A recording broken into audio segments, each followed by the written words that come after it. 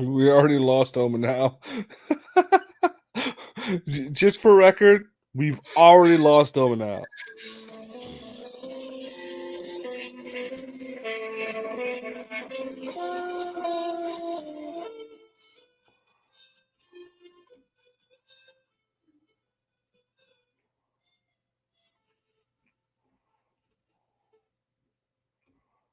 Good evening, ladies and gentlemen. Welcome back to the Shadow and Sun Show, and welcome back to another Saturday Night Sci-Fi Shadow Chat. Tonight, we are going to discuss the next evolution in humans and transcendent aliens and transcendent humans and all that sort of next level evolutionary stuff you might want to add to your sci-fi games, or maybe even your fantasy games. We always somehow invariably end up talking fantasy when we're trying to talk sci-fi, but that's the goal for tonight. Welcome to the show, Justin. Welcome, Mac. Omen will be back with us shortly, unless the feds got him and dragged him off for hanging out with us, reprobates. I did send the link out to a couple other folks out there. And if I don't hear from them after a while, we might add some other folks into the chat, or I should say into the show. For those of you watching, the one of you that is watching right now, thanks for hanging out. It's Saturday night. I'm in a good mood. How about you guys? I think I have a mouse. Yeah. Yeah, I'm in a good mood. You said something just before we started that caught my fancy. Something about Elon Musk. Would you like to repeat that? Oh, just how he's planning on, or it seems like he's trying to help us get to that next level, but it seems like more of a Borg level, but it does run parallel to the idea of transcendent humans becoming better than what we are, and through technology that I don't know about you guys, but truth to tell, I like certain things that you can only do with a physical body. I'm not going to go too much into it. Yeah, we all know what kind of gay porn you like to produce. Already 30, not even 30 seconds. Specifically. And, I like to taste a good food. I like good smells and things like that, and hooking up to a machine and stuff like that just sounds kind of like you'd be giving up a lot of the good things in life, if not the great things in life, for longer life and faster internet connection and what exactly would one do with all that extra life but hooked up to machines and that sort of crap. I would love a machine that would plug into my brain and make it so everything I ate tasted like a chalupa from Taco Bell. Because there's never been a finer food ever produced. What you could do is, hey Doodle Squatch. Oh, hey everybody in the audience there. I want to think that, Justin, if you were to just I don't know, maybe get a job in corporate, working for Taco Bell, you could just get the recipe, or get in your contract that you just get unlimited chalupa sauce. You just pour that on your cereal or whatever, and everything would taste like a chalupa, and you'd be fine. Why would I need that when I could have like a little chip in my brain that just made it taste like the air was made out of chalupa sauce? Because I kind of think that after a while you'd actually hate that, and definitely. But that's besides the point. And you'd eventually scoop that chip out with a rusty spoon if you had to. It just sounds kind of wrong. Hey, Mac, what are you working on there? It looks BattleTech-y to me. Yeah. A miniature? No. Of you obtuse. Oh, that's not BattleTech. That's a dwarf. Yeah, that's a cool looking dwarf. See, you still got it, dude. Yeah. That looks fine. That is a. Your skills are still intact. I know they can get rusty after a bit, of downtime, not painting. Uh, The thing I wanted to say about Elon Musk and his upgrade technology, his Neuralink. Um, if I had this technology, the exact same technology presented to me by two people, Elon Musk and literally Satan, I would trust Satan more. mhm. Why is that? He's lied less. He's less of a deceiver. That's a His pretty long. literal name means deceiver, and he's less of a deceiver. Hmm. Yeah, Okay, that's weird. That's weird. yeah, I'm not a big fan of Elon, although he's done some things I've liked, but the whole idea of hooking up chips to people just to me is just always felt really, really, really wrong. Now I get it. There could be some great advantages, especially for the disabled and things like that, and there could be some advantages to it, but I think there also could be too many advantages that would create a whole new class system of those yeah. with and those without, and suddenly uh, Well, everything does that, right?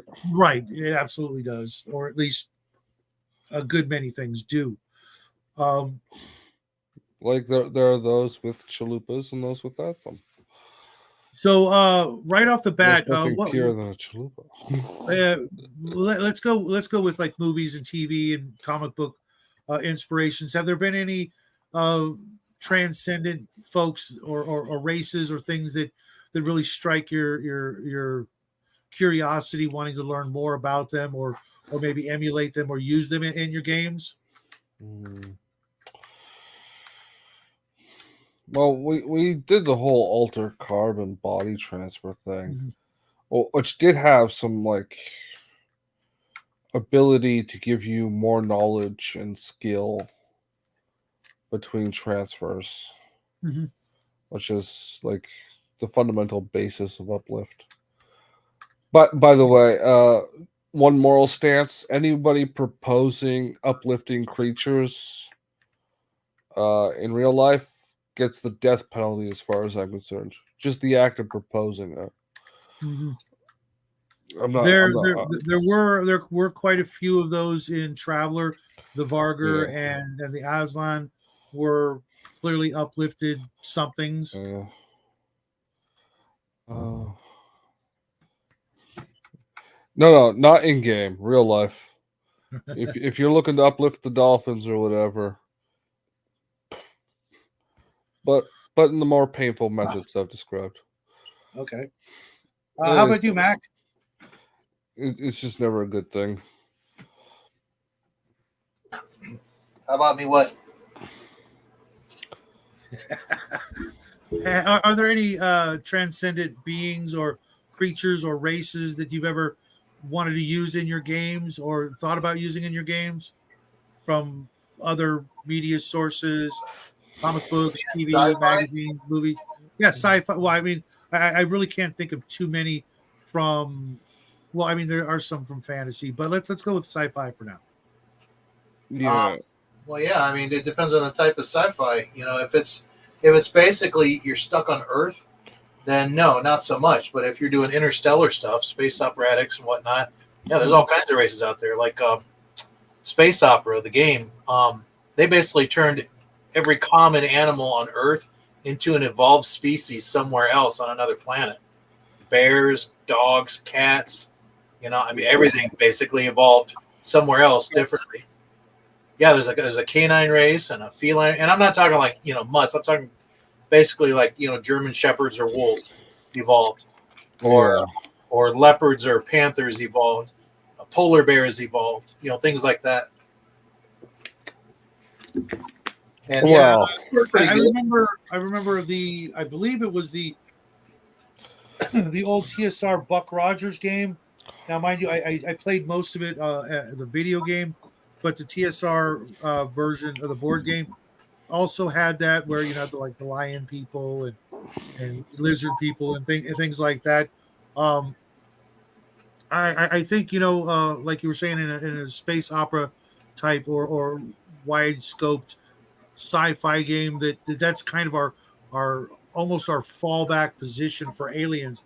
Everything tends to be a higher evolved version of this animal or that animal, as opposed to coming up with something brand new uh, that wasn't like I said just a a dog or a cat or a lizard in a human suit. Well, I think a lot of that is my speculation is it was done to give those types of alien races an affinity, so Mhm. that people will actually be comfortable with them and want to play them or interact with them. And then the ones that weren't either anthropomorphized animals or humanoid, like the Shellyak, for example, in Star Trek. Weird, disgusting, horrible, ugly, angry race, and nothing like humans except they could speak, English for some reason. Right, Uh, because everything in Star Trek yeah, speaks but, English. but it seems like there's a penchant for making the really weird and uncomfortable looking races bad guys or enemies, or just completely alien and neutral and misunderstood or Mhm. not understood. And then the things that we can relate to or that we can grow fond of or appreciate because they're cute or cuddly or their ancestors were, you know, whether it's Vulcan or the polar bear race called Blorods, it's something we can relate to from our planet, and we're a little bit more comfortable with it. And I think, yeah, generally, I think it seems to be what they do with science fiction. The things that are really weird, they make enemies, like Alien, for example. Right, that was Yeah, those things are deadly. And then Predator, look how weird that thing was, right. and mostly enemy. But, then you've got, I don't know, like the Greys in Stargate, for example. Tiny little people looking dudes with big black eyes, something we're familiar with. And they kind of look like weird little humans. And people were comfortable with them. So, Yeah, yeah, that's my I, opinion.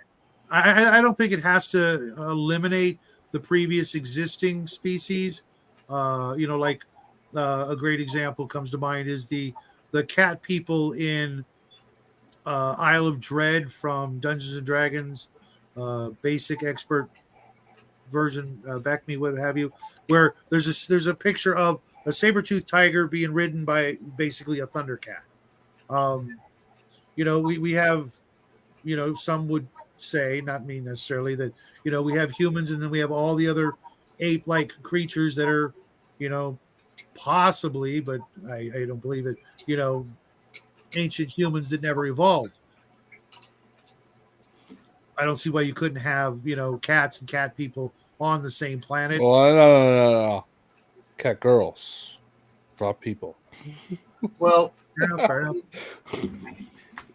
I mind personally, you, this is very old, something very old. I'm trying to remember from. I can't remember if it was in a sci-fi show or somebody talking about a sci-fi show, but there's the running hypothesis that generally only one dominant species makes it through the evolutionary process of a given planet, which is why you normally don't see more than one.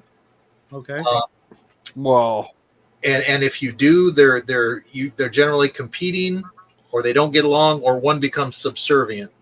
mhm. There's a Star Trek Enterprise episode that's like that. Right, where they had the men, the women, and the go betweens. But I don't think that was. No, you're thinking of the third gender thing. No, I'm talking about. There's another one where there was a group of, we'll just call them master races. They were the ones with the good paying jobs and super intelligent and whatnot. And then outside of their city, there was a more primitive village where the more primitive people, a secondary evolutionary humanoid that came up on that planet, but didn't quite evolve quite as far. I got the general sense that they were trying to do a Homo sapien, Homo neanderthalensis kind of setup. Yeah. Okay. And the ones, the Neanderthal types basically were going to become the dominant species because the other ones were dying out because there was some with their genetic code. They had a genetic a disease and they needed something from the other people, like I don't know, like 100 generations back. They needed to interbreed with them in order to make their species stronger and not have this happen. Because they were sick. That's the whole premise of the episode. They were sick and they were looking for help. I think I recall that episode Yeah. as well. So I remember the episode of Voyager when they had the two species on one planet. What's up, Derek? And the one guy was an escaped prisoner. It was like an analogy for racism, and the whole race was like super violent or something like that, and they're always getting arrested for violent crimes. And then Seven injected the guy with nanobots that made him not violent, but he was still guilty of the crime, so they executed him. I don't think I remember that one. I didn't watch Voyager. Oh, I did. I've watched it several times through. It was later on. It's the one where the guy's wearing the gray jumpsuit with the orange stripe, like kind of like the ones Wesley used to wear, but it was just one orange stripe. Yeah, it was a good one. It was like season 4 or 5, near the end, right? Mm-hmm. Man, I can't remember that. Now I'm gonna have to go back and watch it. Yeah, it was a ham-fisted analogy for racial profiling, but you know. Yeah, I don't care about racial profiling. Yeah, we do it so unconsciously, all the time. Everybody does. I don't think it's limited to one group. Or yeah, another. But is it racial profiling when you arrest something for something they actually did? No, that's called criminal activity. Yeah, but that's like a lot of that stuff gets. Nobody likes Will Wheaton. It's okay. I don't know, man. There was a brief time there about 15 years ago where I thought he had a chance to be redeemed. Like he was starting to come back and all his really shit libby stuff hadn't come out yet. Douche forever. Yeah. I don't. There was only one thing I ever saw him do where he didn't come across like that, and that was like a Tales from the Dark Side or something like that, Outer Limits or whatever, where they were he and another guy were barbers, and they were draining people of their blood and showing how the barber pole symbol had something to do with the draining of blood. It was creepy, but he wasn't playing himself. Or maybe he was. I don't know. But it was a long, long time ago. The red line meant dental work and minor surgery originally. Mm-hmm. And then the blue. They touched on that. Haircutting. Leeches and things, something like that. But Sweet Tooth's good. But so would you guys? I know you don't run a lot of sci-fi, Justin, but would either of you guys use that? That whole idea of uplifting and going beyond the normal species in any of your campaigns? I have. Chips are genetics to make a character stronger or smarter or whatever, but unless you're playing like Rocket Raccoon or whatever. Are you talking evolutionarily speaking, or like immediate, like what Justin just said with tech? I'm mostly thinking about it.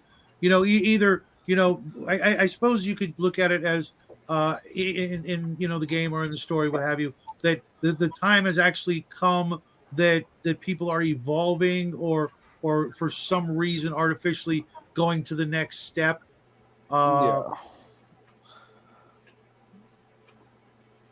Pick your poison, I guess. Yeah. Personally, I tend to go with right. Hold on, I'll get you in a minute, Al.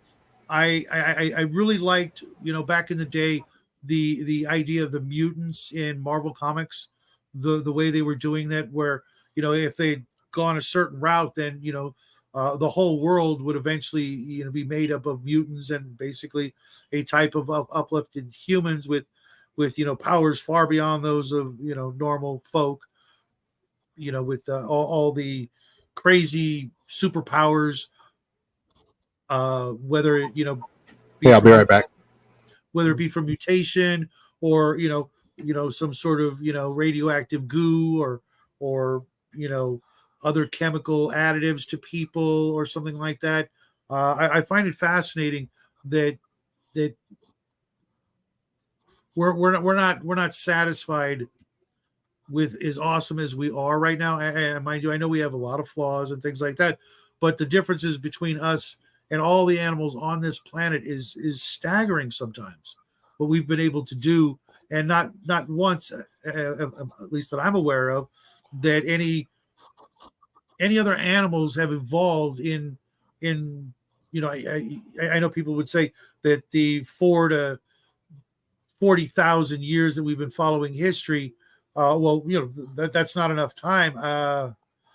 I don't know that that's accurate. I think you would begin to see some evolutionary changes in less than 50,000 years, but we haven't.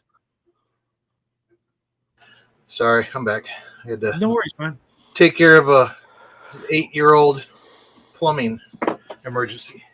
Oh, Okay, Oh, the so layers of duct tape getting that thick. no, the 8-year-old that lives in the house. Oh, I took it literally. Sorry, man.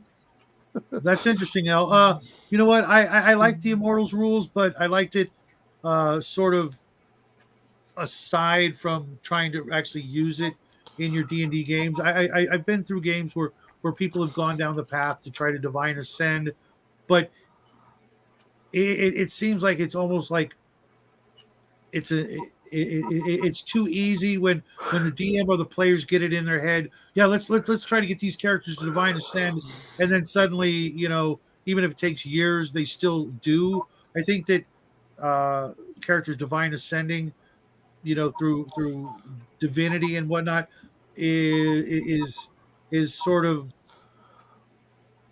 like almost a gimme. I would think that if it were to happen naturally in a game, that there would people that would rail against. Is like, no, I don't want to do that. Yeah. Versus, oh, this group is good. They're all going to divine ascend somehow. I just find that to just be too. Um, I was just Take your watching try. something where a guy was talking about uh having a world where there was alignment based ascension or whatever. There's a proper term for it in the game, but whatever. And the one way to get like this entire town was worried about ascending to a higher plane, so they had to line up once a month and slap the mayor in the face to prevent them from being fully good, so that the whole town wouldn't ascend. It was just like a gimmick in a story, but Mm-hmm.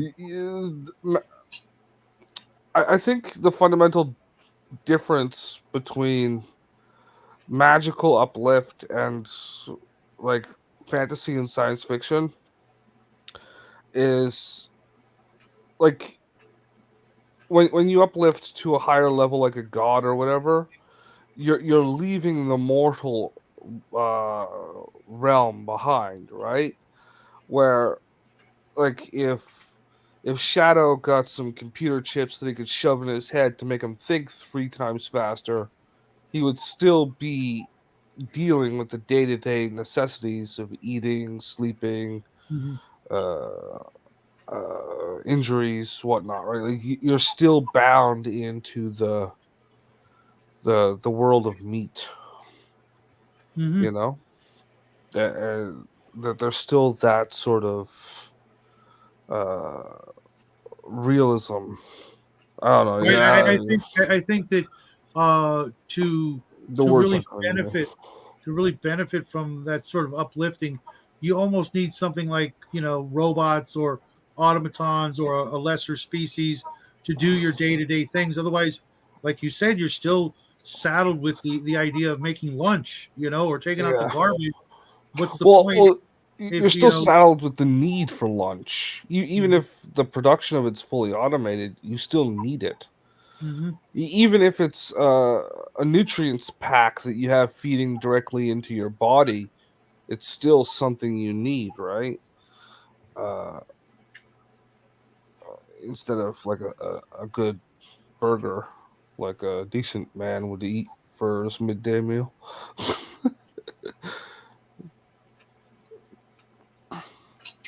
So yeah, I don't I don't know that you could really do that without, but then again, maybe that's the push for robotics is to make it so that the people that do get uplifted, have things that will take care of them while they're doing, you know, to me it just sounds like, overindulgence and a bunch of laziness to do what? To listen to more music and watch every video on the internet in an hour. What about uplifting the physical so that we can do more, do better things, do harder things, do more challenging things, as opposed to just plug in and just Become bored with over sensory right. repetition. It's you ever watched Lex, the TV show? I watched one episode and it wasn't for me. Yeah. Um, it had some Well, then you're gonna interesting have to do better. background. The undead assassin Kai. His people discovered immortality, right, and became learned. But because their bodies were still mortal bodies, just they stopped aging. They became they went from a race of poet warriors to cowering indoors all day because they're afraid of like errant masonry falling and killing them. You know, a crumbling building drops a brick and you die. There goes 4,000 years of life.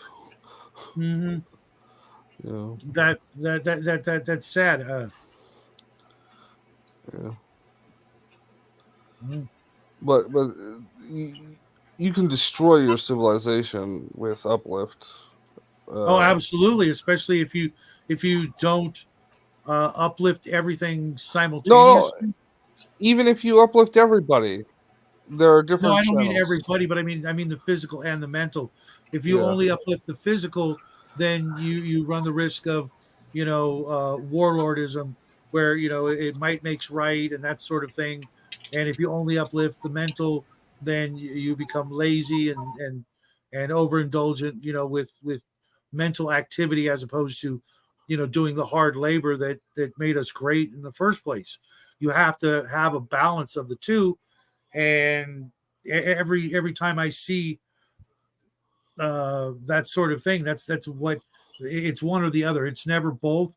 And should it be both, then who knows? You would end up with a world or a race or a galaxy full of, for lack of a better term, superheroes. You know, Mm. superior abilities and even implanting brand new things that species never could never do before, whether it be teleporting or flying or walking through walls or all kinds of the crazy things, or just the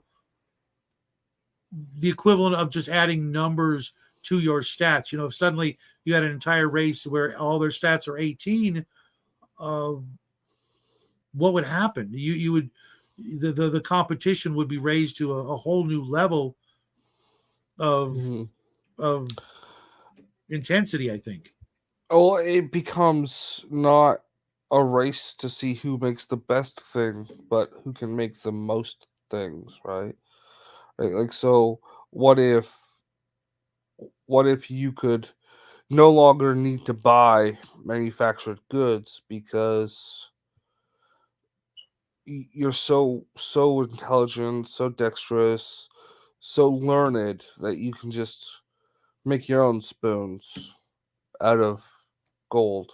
You can make your Or own paper. You have your own printing press, right? Like every freaking detailed thing that you would need to perform commerce for would be shrinking with one's own self reliance on functional ability based on like boredom, right? So Mhm. if you were the practicality of all stats maxed out or whatever, and immortal, and so why would you not fill your time with learning new skills? But what happens when all the skills are learned, right? What happens to your economy when it's just impractical for anyone to be a carpenter because everyone is a carpenter? Mhm. You know? I want to address this comment that I left up by L. No, if Transcendent, there would not be competition, but harmony. I Yeah. don't know. I would like to believe that you're right there, L, but I could also see that, with humanity's track record, at least if we're speaking about humans, you might elevate some of the bad elements that we're all more or less, guilty of at least one point in our history or another, to become, potentially a race of beautiful monsters. Well, in the example I used with Lex, the civilization called the Brunanji in the show, um, they were like I described, but because being immortal without having like invulnerability, Hmm. um, they all ended up they went from being a very vigorous warrior race of people to being one so timid and afraid of their own shadows because you know They couldn't bear the idea of of loss of of what they loss gained. of what they've gained. But so they end up their society starts to crumble, like is falling apart because no one has the courage to repair basic maintenances because they might like fall off a ladder and die. Uh, the example in the show was a brick falling on someone's head. That's why I used it the first time. Mhm. Um, but yeah, so everybody was just hiding inside all the time as the literal buildings were falling down around them. That's why I think that if someone's going to do it right, you have to, Yeah. meld the mental with the physical to a point where, I mean, if you Yeah. are that smart, wouldn't you find a way to increase your durability, so to speak, where Yeah. if a brick hit you in the head, it would just bounce off and shatter, and you would just, brush it off like no big deal, like a Well, leaf. the show was a comedy, so they kind of brushed over that. Oh, okay. You really had to take that show in the vein of like a prolonged, watered down, uh, uh, Monty Python skit. Okay. Yeah, with more boobs. Okay, James. I absolutely see this comment being, part of the problem is that unless you evolve everyone and everything equally and at the same time, you are going to have that. But wouldn't the people who develop the Mhm. techniques that would uplift something keep that for themselves? Wouldn't they, be tempted to only keep that within their family or their corporation and wait until they could dumb down the rest of society like they're doing now and leave themselves in charge of everything until a couple of generations go by, and next thing you know, they have an entire world full of servants while they reap the benefits. And the servants would literally, potentially never even know what's being done to them. And Mhm. I would like to see some examples of changes like that, that we can, examine.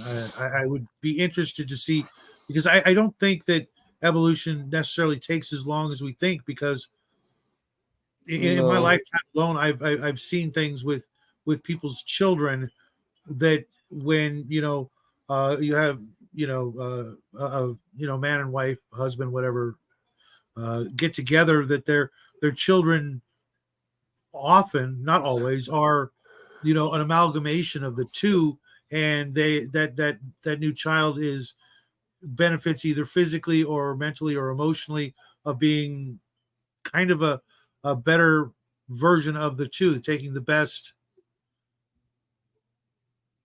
from both worlds, so to speak. Has anybody noticed that, or is that just me? Say that again. Has anybody ever noticed that like couples that get together and have children, their children tend to be better than the parents. They take like the best of both worlds. Well, that used to be true. Well, right. Socially, I think there's been an active attempt to prevent that and make that not happen. But yeah, I get what you're saying. That's basic, genetic. What do you call it? It's a type of mutation, but not like mutant mutation.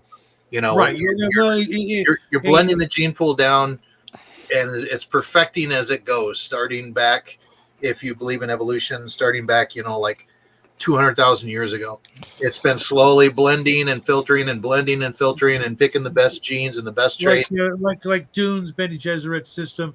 Yeah. But I look at it as like a evolution before our eyes. We're able to see that, because it doesn't always happen. I'm not saying that every couple that gets together, their kids are going to be, rocket scientists. I've seen the opposite, because it is a random process, and even within certain families, I've seen children that are both better than the parents and worse than the parents. Yeah. If they have enough children, you're eventually going to have the genetic throwbacks, if you will. But I've also seen them where the children are amazing. They grow up to be, I knew society. James L brings up a good point. It could be dietary, not just gene blending, but like the last 3 or 4 generations, it could be because of the massive shift in our diets in general that we've undergone, especially in Western society. There was an island. There was an island. I can't remember the name of it. Where Gilligan's? No, it was a real one where the population on it. This was like a long time ago. They had a massive food shortage, like a total crop die out, and they had to rely only on fish for a long time. So they all went from being like 5 something to like 3 something in height. So when I took the capstone class in college for biology, Yeah. The professor literally said, your environment matters more than your genes. Your genes represent your potential. He said your external influences are what determine how much you can use that for. And then we also I've heard that theory too. I disagree. No, I think it's an equal portion of both. It's not an equal proportion of both. If I change your argument diet, you will be much worse off. If I change your education, you're much worse off. There's a lot of external factors that matter. It's what even I know. I've heard this argument when I studied paleoanthropology. It's one camp. The other camp is that it's a fairly equal blend of both your genes and your environment, specifically the diet, which is why a lot of ethno groups, no matter how their diets have shifted over the last, say, 10,000 years, they haven't changed their features all that much unless they blended with other populations, other ethnic groups. Well, the perfect example is looking at like Koreans, North and South Koreans. Yes. Their size. I mean, that's his point. Is he says diet is your number one factor. And we can't really argue about that because if you're starving, sure we can. It's science. We can argue about all of it. An analogy for you. An analogy for you is it doesn't matter what type of car you own, a Le Car or a Porsche. If you don't have gas, it ain't going nowhere. But if you put gas into your Le Car, it does not make it a Porsche. Well, and the same thing just doesn't make it a car either. The same thing applies for bodybuilding. If you hold on just a second. I'm trying to follow. What is this CRISPR? What does that mean? It's just a technique of genetic engineering. Yeah. Oh, okay. Yeah, it's where they're cutting off certain parts of the genes, and then they pick certain. But here's the problem that we have: is most genes are not single gene specific. They're all tied into different ones, and so that's the problem of whenever you look at this. Well, we'll just do this. It's like, yeah, but they're all tied together, and then seeing on how they affect. And there were other parts in there too about some of them have lethal mutations, but those like sickle cell. The reason sickle cell exists is because it's recessive. So if you get both, then you get sickle cell. However, if you just have one or the other, that protects you from malaria, which is a huge factor in what's going on there. So, there's but double-edged sword. You wanna find a way to capture the protection from malaria while cutting out the sickle cell, and that requires more understanding in the science than we currently have. Yeah, there's a lot of things in there, but again, like I said, it's the majority of it is your external factors of what's going of how far you're going to develop, and that's that's what's going to happen. Your genes represent your potential, your what you actually do with it. Like anything else, is I've seen too many smart kids that couldn't do anything because they were lazy, and I was factoring that too. Is if you're lazy, you're never going to hit your potential. Whereas someone that works hard doesn't have to be as smart, but they're working harder than you are, and they're going to get ahead because of that. Well, I just saw a video for a welding challenge, and this guy, he has a table. There's a name for it where it's got all the holes. It's kind of like a 1, 2, 3 block, but it's an entire welding table. It's got all those holes in it. There was a name for it, like a clamp table or something like that. And he just wanted a box of square stock, like a square made of square stock. He took it to 3 different shops, progressing on layer, and then he had his camera guy do the same thing with the table. And it's like the guy that didn't know how to weld did a more accurate job with the right tool than 3 different experienced shops without this tool. So sometimes a tool can compensate and do better than experience or understanding, but you've got to have that infrastructure in there to compensate for it. Oh well, yeah. I'm not saying that you can't. And to be fair, we use tools to make it easier in our lives. I mean, that's the whole point. It's not that you can't do it in certain cases. Well, I can use a modern steel saw, or I can use something that they did from the Paleolithic. Well, both down a tree. It's just in how fast we're going to do it. Yeah. So and how precise the cut lines are going to be. Right. Well, the point is, how much better would those experienced welders or fabricators be with that tool that none of them had? Agreed. HOAs are the devil. I've heard some good things about HOAs. I've heard some bad things, and it all depends on who's in power, just like anything else. Yeah. My father likes HOA because they've really treated it, because they do have common areas which really no one wants to take care of. So for those common areas, that it's like, oh, okay. So again, it just depends on what's going on. Community, right? Like it's a home ownership association. Yeah. But unfortunately, you can get people in there that become a little too and in your business, if you don't want to have a palm tree in your yard, but they decide everybody has to have a palm tree in their yard, then guess who's getting a palm tree in their yard? Yeah. So, I mean, here's the problem I'm finding now is that a lot of HOAs are now owned by the developers, and the developers make it almost impossible to dissolve the HOA. And that's and then they keep getting money from it. So, yeah. But it just depends on what's on there. I saw a video of this one. I guess the person had some packages delivered to their door, and they didn't come out and get them right away. So the lady ran up and started yelling at the bell camera. Oh, it was like, well, with too much time on their hands, and that I'm sorry. So James L, the junk construction in most cases are just duplicates. The majority of stuff is it just duplicates, and so Well, So it just duplicate.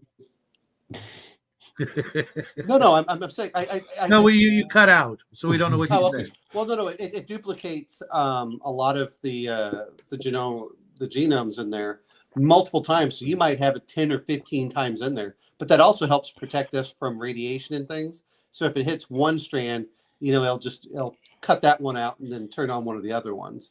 So that's why we have a lot of junk DNA, what they call junk, but it actually helps protect us from a lot of stuff.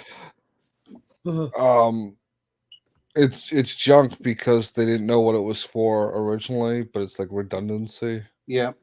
It's like Kind of like when that episode of Star Trek when Worf broke his back and he had all those redundancies because he's a Klingon, and then it helped him actually recover from an injury that wouldn't be recoverable by a regular human.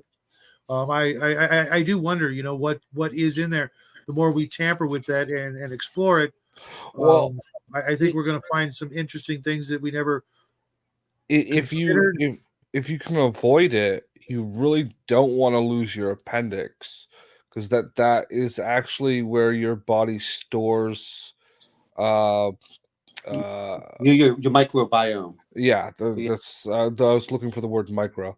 Yeah. Your biota, right? Like your so if you need to purge for any reason, it replenishes from there. Yeah, I mean, I don't want to Your get too much. I got mine. So The Yeah. other thing that comes It into is. it here is let's not forget epistemic, which is that you can literally rewrite your DNA if you have high levels of stress. It will actually rewrite your DNA to make it kind of like you better at that over time. And not, I mean, that's passed from generation to generation. And that's why Yeah. sometimes if you look at fear, it's passed from generation lemurs to and bananas. Yeah. Okay. Yeah, like I said, James, I think the more we look into it, the more we're going to find that there's a whole bunch of potentials, especially when you move combinations around of DNA and maybe even just by it being in a different location along the sequence that I want to address L's last chat in the thing. We're only talking about people right now. Oh. All right, thanks. Well, you know what? They're all robots anyway. So Yeah. We're talking about evolution, not devolution. Well, we're talking about human beings with free will and souls. Don't Yes, forget that yes. they have to have a soul, because I'm pretty sure you just eliminated the whole concept of soul from that statement. Yeah. Okay, so let's move on to the other half of what I was thinking about is alien life. All right, what about it? Would you have aliens that have already transcended and use that as part of the story, or would you show them on the verge of like I think there was an episode of Star Trek where the cast and crew got to see a species actually transcend to the next level. I think in that case it was energy or something like that. Or do you think you would just leave them as is and that alone would be different enough for the campaign, let's say? Depends on the type of story you're telling, man. If you want to do an episodic Star Trek series, if 1 out of every 5 adventures your crew goes on doesn't involve an energy cloud, you're doing it wrong. We have a challenge here. L, I can't. Well, here's the thing. I do a little bit of both. I've always looked at elves as being something akin to angels without wings, the way they've always been described. But at the same time, I've also used elves as an alien race. I think it was Marion Zimmer Bradley who did something similar in the Darkover novels with something like elves, but they were aliens, and humans landed on this planet, and there were these weird things that could only be described as elves, but they were in fact aliens. And greetings, Mercurius. Elves are evil. No, elves are not evil. I always looked. But they don't have to. I always looked at elves being like that super hot model chick that was really snooty and. Those are- And, those are- and that's Better the than dudes. that. Hold I mean, on, because they're hold it. They're called Valley Elves, and Shadow knows the reference to this. yes, Valley yes, I do. Hills. For sure, for sure. Yeah, exactly. You know. No, But no. You're gonna Grandma, have to link me in on that one. it's an old Frank Zappa song. Oh, okay. Valley Girls. Yeah, basically. if you've never Yeah, been yeah. gagged with a spoon, you won't get it. Oh Yeah. yeah. I got that. That's his daughter, Moon Unit, Moonbeam. What's her face? Yeah. Moon Unit Zappa.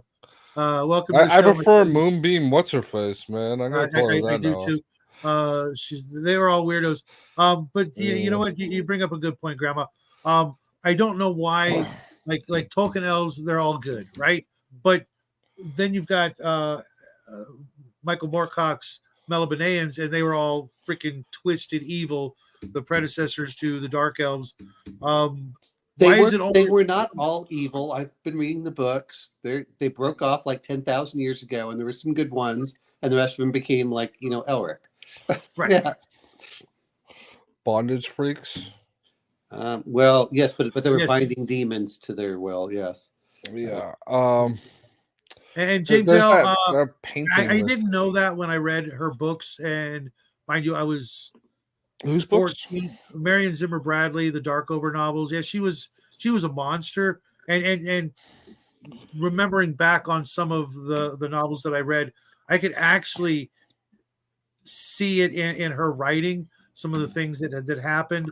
But back then I didn't know. And Fill us in with the details, man. just a lot of rapey sort of things and other twisted behavior in some of the books. And she did this stuff for real, or?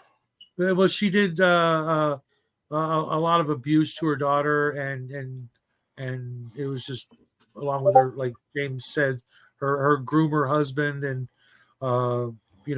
just sick, twisted stuff that people could get away with a long time ago. when I mean, they still get away with it now, but it was kind of easier, I think, in the old days for people to do that. Yeah, well, I think it was far more sensational because people were less steeped in it. Civilization, Right, and it was, back then no one would have suspected a woman capable of doing that sort of thing. Yeah, when they're usually ones doing it. Child abuse in the household is usually female, by the way. But I'm going with what. Yeah, yeah. In back in the old days, and you're Anyway. absolutely right. Look at the tale of Sybil, or fiction, and go with Carrie. It was the mom that was out of control. Yeah, which is surprising that Stephen King would do that because he's a bigger shitlib than Will Wheaton. Anyway, the whole point is let's get off back to talking about our aliens Yeah. here. I thought we were talking about Stephen King. No, we were talking about aliens, and then we got sidetracked. No. I was calling him an alien. I know what he was talking about. No, I mean, I like the Symbaroum elves, which are kind of very similar to how they were what was anyone remember watching Hellboy 2? I was getting there, Al. Yeah. What do you think are some of the other ways a species could transcend besides the usual trope of becoming energy? Would they evolve I to think, be something else, or is that like the only place we can go? yeah, well, we can become little iguana things on a rocky world somewhere. That's another Voyager reference. Okay. But specifically to Elle's comment, it's understandable for why we're avoiding the energy cloud as a That's an end game. state. That's an end state where then the players Yeah. have to leave. I mean, then they become NPCs, if anything. As a game point, it destroys all dramatic interaction. So, like Omnau said, it's an end state. There's no real. Well, what do we do? Just swirl at each other? Well, I did see one of them, which they're doing. What the frick did I just do? Yeah. But they're limited their location. They're limited to their location, and then they have to use like basically spacesuits to go outside of like their extra dimensional rift, and then they become quote normal. Mm-hmm. Okay. So that's that always proves somewhat interesting for that, and it's then you're tied to something else. You're tied to your suit or something of that sort. So and really people forget limitations make characters interesting because it's in how you overcome them. The problem that I have with Moorcock's Elric is he kind of just hand waves his limitations, though he's more interesting when he actually plays it up. Because like, well, I need this, but it comes up so rarely in the books that it kind of like, well, it's like a lot of things that, in some great series where they were going to do it and they mentioned that, oh, they have a weakness to this, and then they just ignore it the entire time.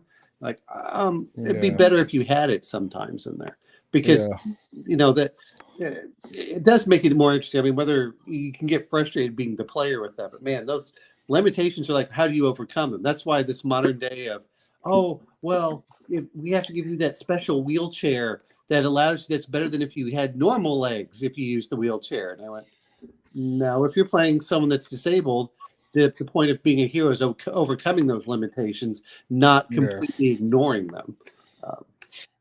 And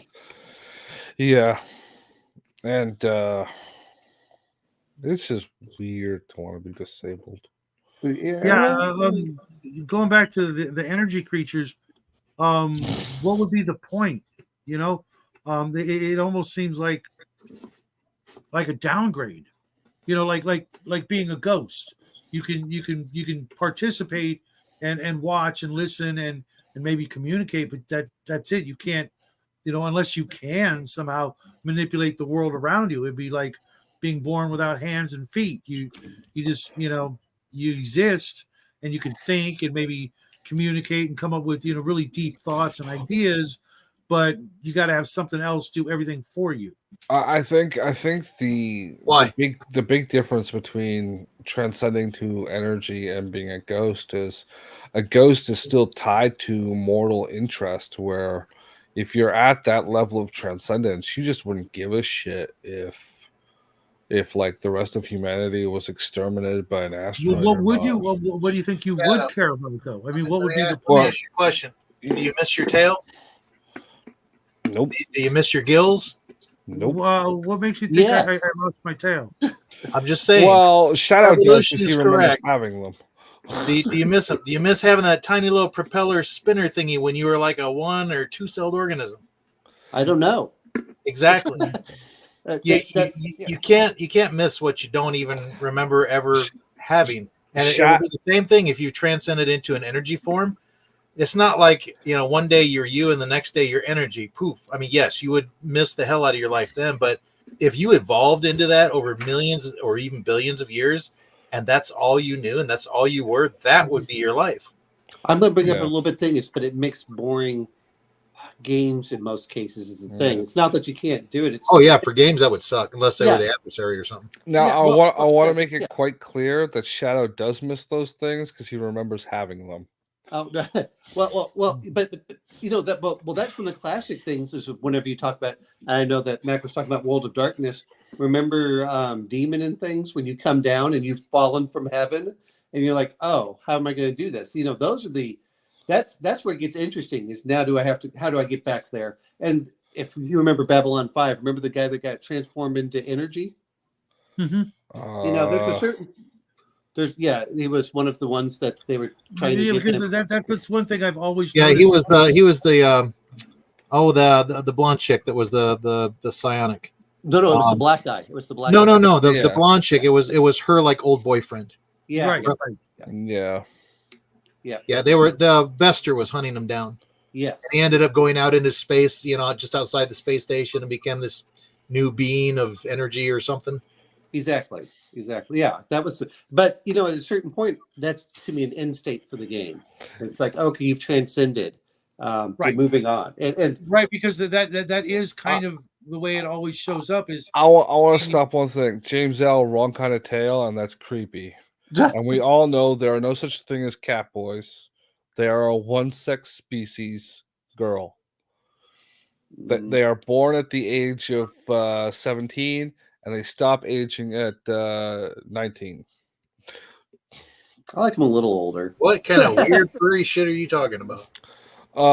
Weird furry He shit. said Shadow misses his catboy tail. And it's like the wrong kind of tail. It's a lizard tail. It's not a catboy tail. It could be a BDSM thing. Leather tail. Okay. Anyway, let's move on.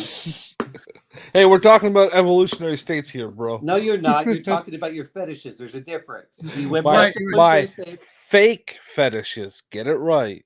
All right. I don't know what your real life fetishes are. I just take you at your word. But has anybody noticed Fair that a lot of times in stories, at least, that once something transcends, it's out of the story, that it goes to another unimaginable existence that can't be handled by the mortals, so they just move on. It's like, that guy divine descended. Yeah. No, don't make a big deal. We got our. I think it's because it gets out of our realm of conception. It's too hard for our minds to grasp what he might be doing from here on out. Because we're not in that world. We're not in that universe even. But I'm going to bring up a lot of this has to do with, or something like that, to where we can't even see them, they can't see us, and we never talk about it again because it just makes us, feel like we're actually in the second dimension, as opposed to being fully aware of everything. Well, some of that just has to. You also have to look at that. There's that religious aspect. Right. Higher plane, it's divine the Buddhist. ascending. Yeah, it's you're transcending your mortal frame and you're moving onwards. Well, that's true. I mean, it's the, it's like the difference between going from like kindergarten to the real world. It's like, well, okay, do I want to play the, and it's like the other part is do the entire party do it, or is it just one character? It's like, okay, if one character transcends, then they become an NPC if you want, or it's like, okay, they've left, and you're like, okay, now create a new character. Since we are talking about RPGs in many cases, and that's my view on that. It's like unless there's something that says that's great, but I mean, you can go into like a mage, like, all right, guess what? Now you have all of the spheres at level 5, or you get a sphere of level 6. Okay, what are your limitations at that point? And limitations are what make things interesting. That was the whole point, is you want limitations because it makes them interesting. It's the same thing like why I love Star Frontiers with the Vrusk. The Vrusk were cool, but guess what? They couldn't swim. And that's it's a very bizarre limitation. It seems almost which part? Not being able to swim. Because their thorax is so low that's what they breathe from, like basically like us breathing from our belly. I get it. It's just a bizarre limitation. But the limitation is now, guess what? When they come over to an area and it's like, I can't swim across that. Now your players have to do it. It's not that all limitations have to be there consistently. It's the fact that there's a limitation that makes it like, well, you know what? You're better. It's an obstacle. Yeah, it's an obstacle for the players to overcome, and it makes it more interesting in that case. That's the whole point. Is if we're playing a game, is we want interesting obstacles. Speaking of games, James L., that's not going to be a joke. We'll talk on Discord later. Tales from the Third Reich.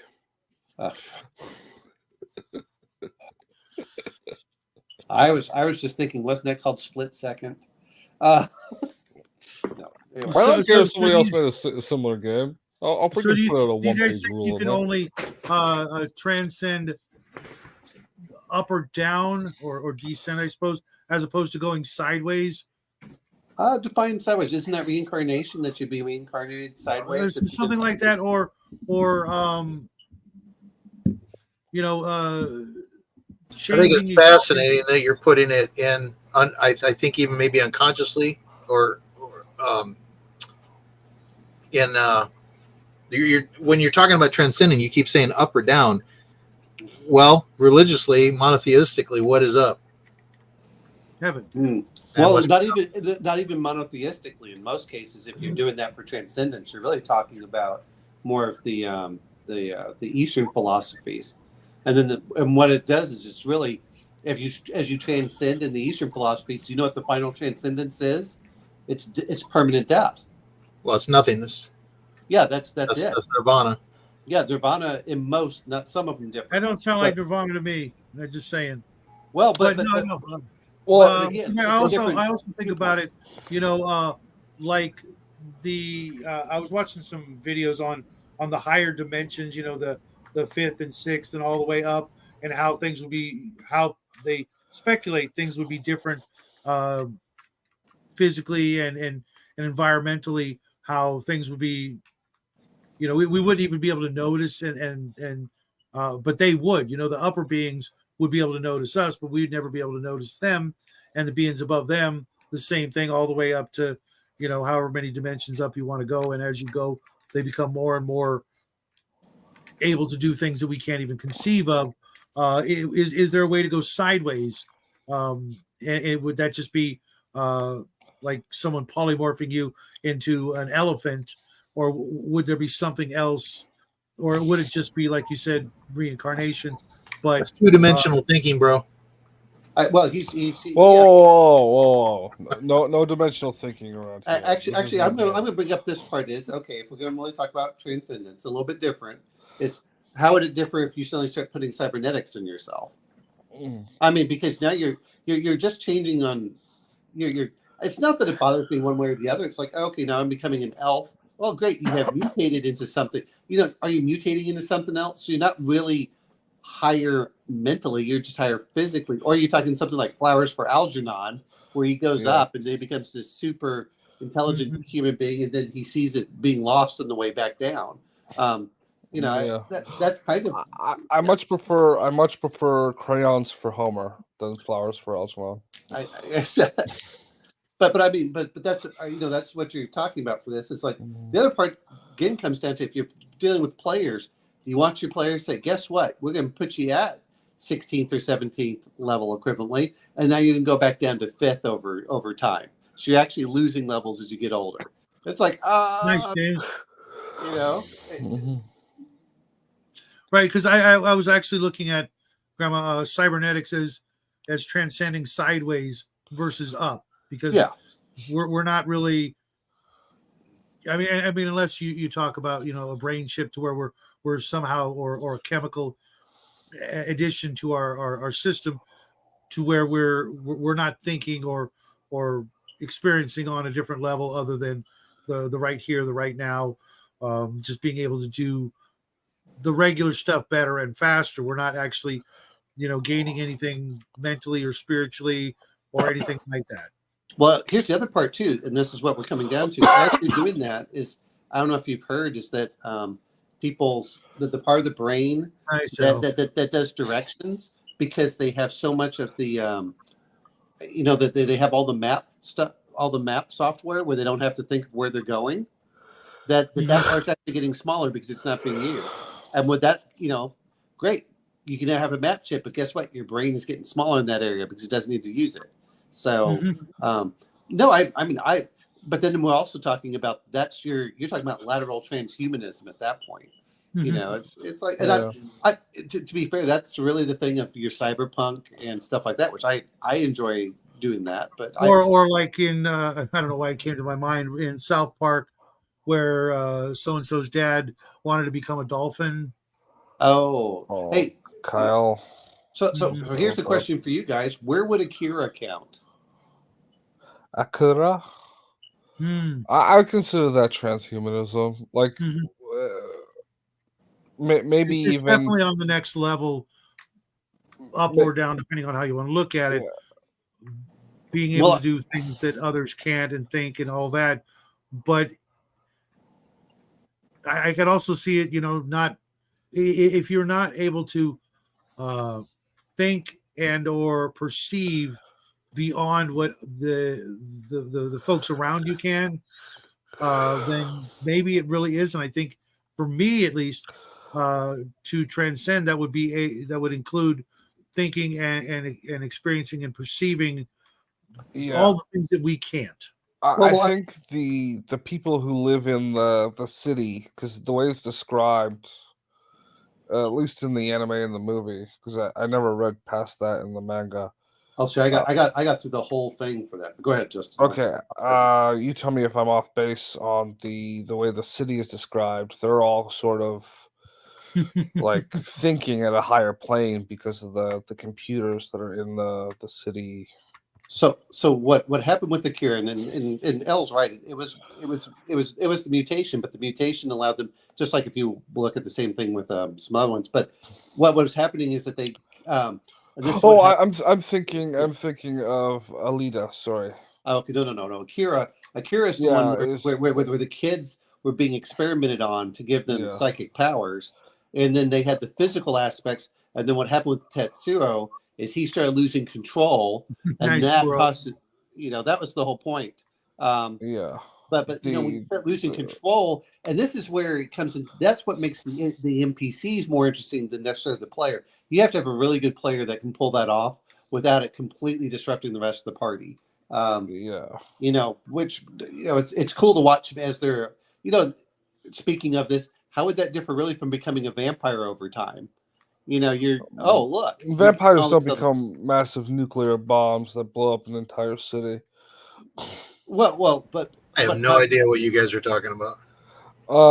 we're talking about if you're starting to evolve in certain things, but then you start becoming less and less human, and then you have all of the Yeah. negative things that come with it. And that's Well- why I said about vampires or Akira is Yeah, I Tetsuo lost don't know what an control. Akira is. I The movie, recommend you have to go you watch the movie, read the manga. you find the anime and watch it. It's really Oh, good. that's why I haven't seen it. It's anime. Yeah, I gather that, but no, just go watch it. Don't be The headed on the art form. Well, no. Well, first off, Uh, it was really good for that. But if you look at the Yeah. manga, because the manga went over like 30. It went over for a long time. I bought several of the collectible hardbacks and looking at it, and Yeah. finally with Tetsuo is he started losing control of himself, and that's the same thing that happened with Akira, and then they had to try figuring it out. And they're like Akira, and I kept mentioning this, but it was like you said, a nuclear bomb. And finally, when they reached transcendence, that was the one thing. Yeah. But at the end where he's like he's losing complete control over his body and everything else. Yeah. And it starts absorbing things. It's a really cool cyberpunk body horror in Akira. But no, Yeah. I was thinking Alita Battle Angel for some reason. Oh. Because that's why I was talking about the city above, which makes no sense in Akira. I don't know if you remember Alita. I only saw the movie. Yeah, the movie covered the same as the anime, but the manga went further on. Sure. With her going up into the city above, and everybody up there was sort of thinking on a higher level because they were augmented with machines that just weren't available in the trash pile. Well, I'm kind of with you there, Squirrel. That's actually something I wanted to talk about. Do you think that let's just assume for a second, that psionics are a real thing, and we're not going to, poo-poo it. You can't have it in your game. Do you think that would be potentially a step in the direction of transcendence? It's either up or down in this case. You can literally, again, with Akira, he literally devolved at one point. His flesh devolved to make room for his mind to expand. And the problem was he couldn't. He lost complete control, and that's why I said that he was devolving at that point. Because then you become more, when you start becoming more animalistic, is my view, is then you start devolving, and that's kind of what was going on with him because now he can control his own body and it just flailing out of what. Yeah, that's actually the thing that forced me to start questioning narratives I was taught as a child. Was when a teacher was trying to tell me that the concept of devolution was fake, and it's like, it's a concept. Concepts can't be fake. They're not real to begin with. Are you talking about evolution? Yeah, well, you Because know, this is a common misnomer. There's no such thing as devolution. It's yeah, just a different type of evolution. yeah, Yeah, but You don't evolve, well, you don't go backwards, but you can regress in ways. But it's evolution taking a sideways step yeah, instead of we were talking about eugenics at the time, and in the field, and it's like the concept of, well, it was dysgenics and devolution. Well, Is I is have been when in. you're deliberately breeding stock to be worse than its previous generation. I don't know. It's like, I've been to some parts where I'm pretty sure the folks were devolving. I've- yeah, But I've also been in games where that was actually a thing. There was one power. I forget what game where it was a de-evolution ray. I think it might have been Gamma World, where someone could hit somebody and you would devolve if you got zapped with the beam, kind of thing. well, I mean, no, I get it. I know it's a thing in sci-fi. I'm just saying from No. from from an anthropological standpoint, from a biological standpoint, you can't ever devolve. Even if you go back to a lungfish, that is Yeah. still a evolution. forward step. You're just going in a different path. Well, Evolution always moves forward. The point of evolution is that you become different. no, you become more fit for survival. That's the actual term is fitness, and it Right. means that's It all it doesn't means. necessarily mean that you're still advancing towards some better humanoid. It just Yeah. means you're adapting to the environment at the time, But or So that something you- happened so and you mutated. Yep. so if that you don't die. if you put a bunch of people in like a football stadium that was specifically designed to keep them like a football sized biosphere that was specifically designed so their offspring would be less fit to survive in the outside world. I mean, you let 100 generations go by and then let them out. And they just die Perfect example immediately. is our teacup poodles. They Oh would yeah, not survive. They would not survive outside. However, because they are very popular, then they actually have a better chance of being around than, let's say, your 200-pound Saint Bernard, because they're Mm. easy to the manage. current, because Mm. you're adapting to your current environment. The problem is that people look at it as that it's a forward think. Evolution is forward think. No, it's based on your current situation at the Well, time, and it's only for the fitness for that. That's why they're like, oh well, this animal's going to die off. I'm like, yes, because it's no longer fit for survival because situations have changed. That's why we have the mass extinctions because of yeah. that. It's Well, it's that's that conversation I was talking about sure. was specifically about intentional acts. It's Okay. like you're Yeah. you're saying that nobody could ever possibly have the intentional act to do harm.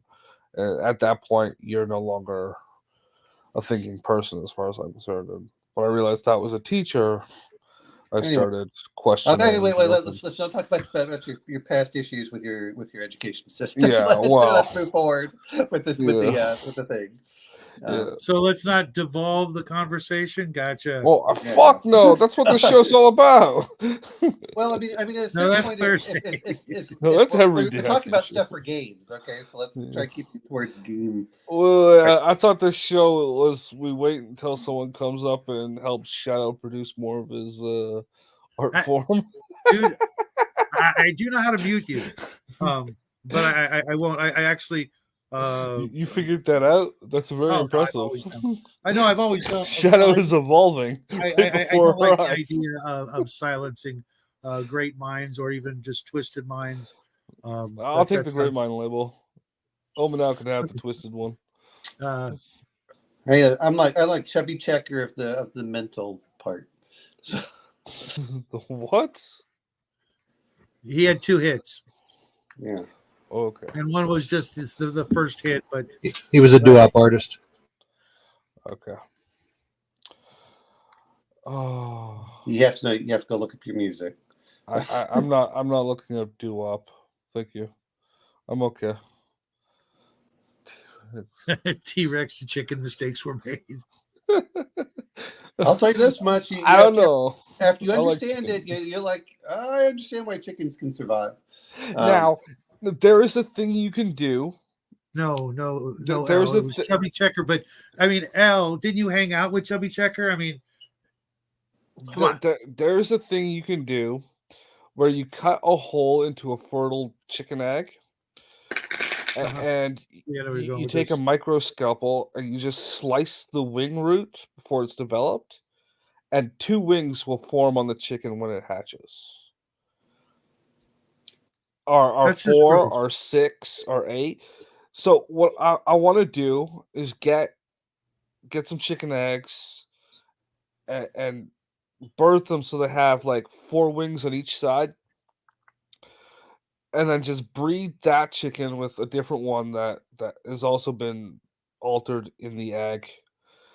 So hopefully this trait will develop, so chicken wings go down in price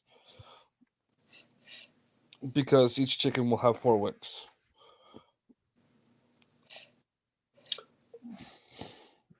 You get on that, okay, Omanow? What's that? Breed me a race of 4-winged chickens. Actually, have you guys looked at the pterodons with their the ones that were like 18 feet tall? Mhm. I was like, holy crap! And No. could you imagine being chased by those and they fly? I was like, oh, anyway. Yeah. Anyway, yeah. So those are things that are going in there.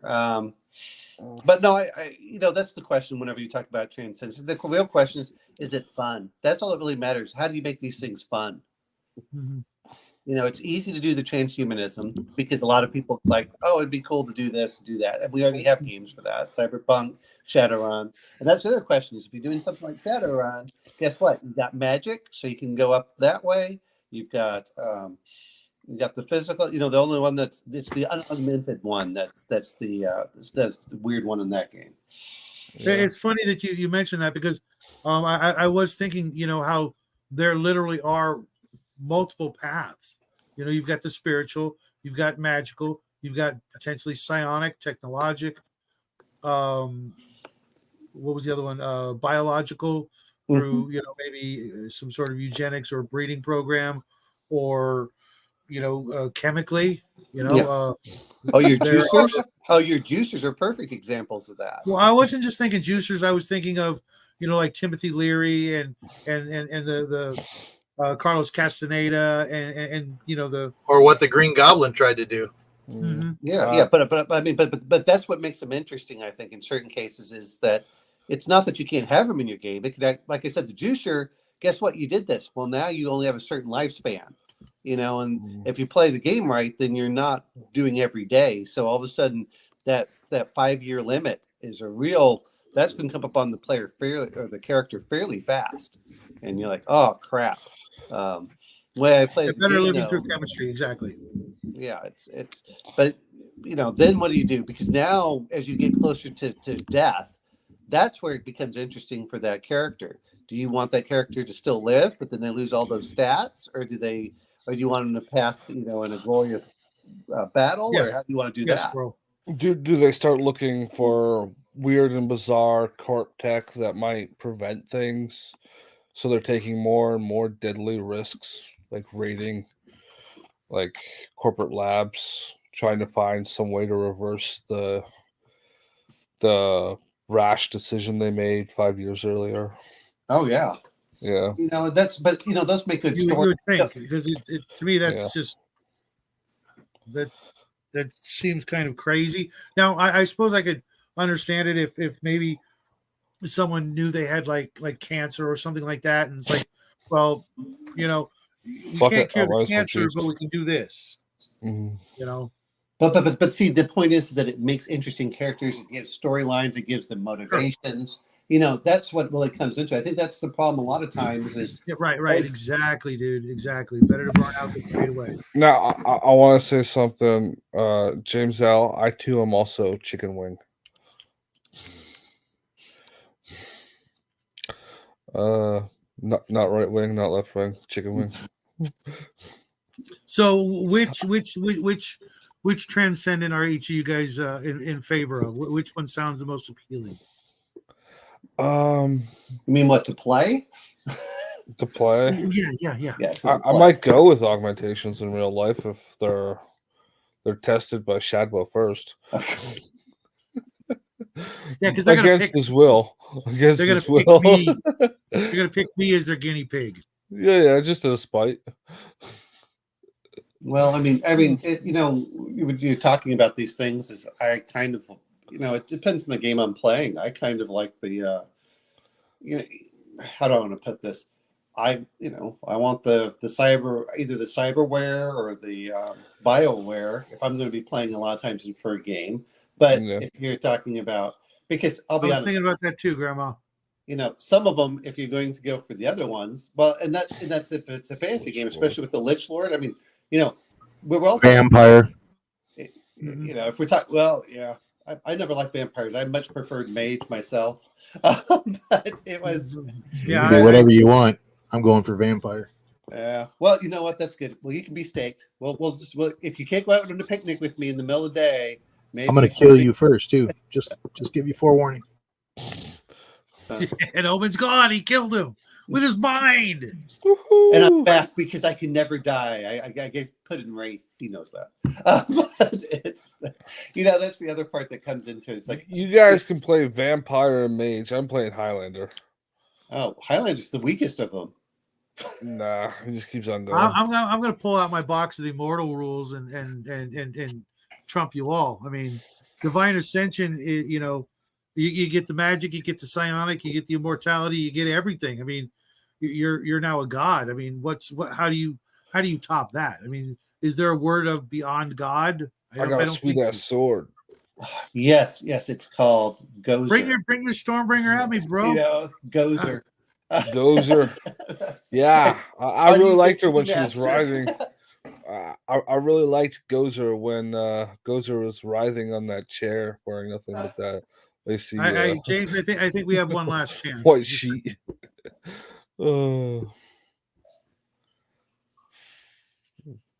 Nobody liked Gozer. Like, Sigourney Weaver was a great. I just like Sigourney Weaver. Whatever, throw her in, anything. I'm probably gonna watch it. Well, I mean, unless it's a Lifetime or 80s. something, in which case, and this is on Lifetime. what you'd watch it if it was on Lifetime? No, I do. Yeah. I don't mind Lifetime. I used to watch Lifetime a lot, but really, yeah. I would. Well, actually, you're a Golden Girls fan too, so I fucking hate the Golden Girls. Fuck the Golden Girls.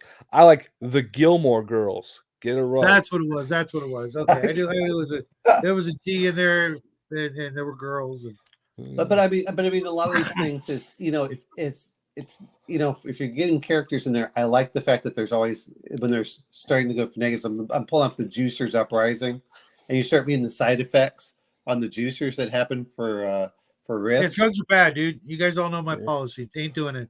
Drugs are bad. Drugs.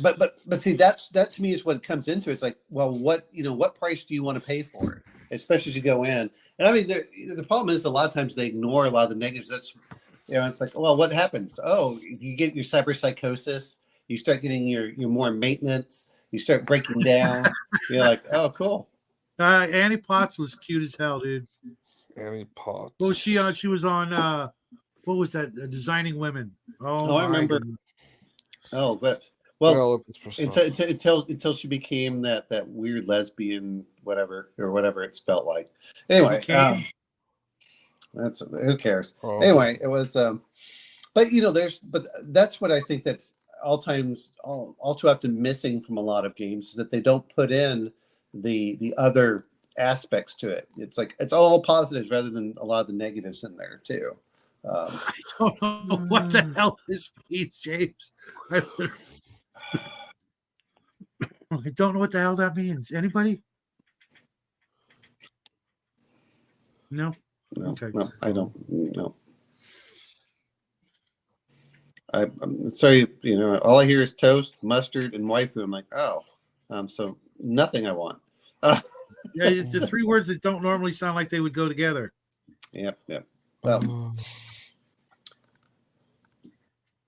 I know what all three have in common, which is I'm not interested in any one of those three. Waifu is just a term for like fictional wife, like the fictional character you would marry. I know. So I And mean, those and are as we all know, for Shadow, it's Conan the Barbarian. well, you know what? If we're gonna do drug That fueled, makes no sense. Everybody knows how much I hate that movie. I have to go for Bane if we're gonna do drug fueled. Yeah, Bane yeah, was Bane's a cool. good example of a juicer, Yeah, but exactly. a horrible example of a waifu. Just saying, dude. I don't know. I don't know. I think it's the kind of guy you like. I creeped you out too much. He laughed and muted. Nope, I'm out of here. Yeah, 'cause I really don't want this to devolve into, our waifu pick. Ammo. You know what? Like I said, is I wanted a combination of Heidi Klum, Margaret Thatcher, and Julia Child. Just merge the best of all three, and we'll be okay. Now that's some true ascension there. Yeah.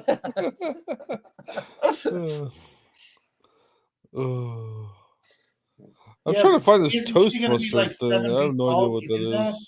What's that? Isn't she going to be 7 feet tall if you do that? Wasn't Julia Child's like a giant? Well, Yeah, so just the Heidi cooking Klum's skills. like 6 foot too. You know what? That's perfect height for slow dancing. 7 feet tall? Oh, okay, yeah.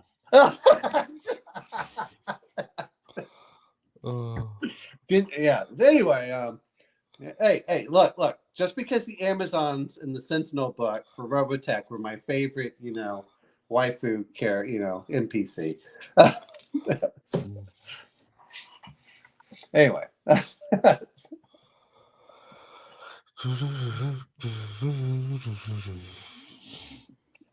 All I ask from a woman in the kitchen is to be able to order from a decent restaurant.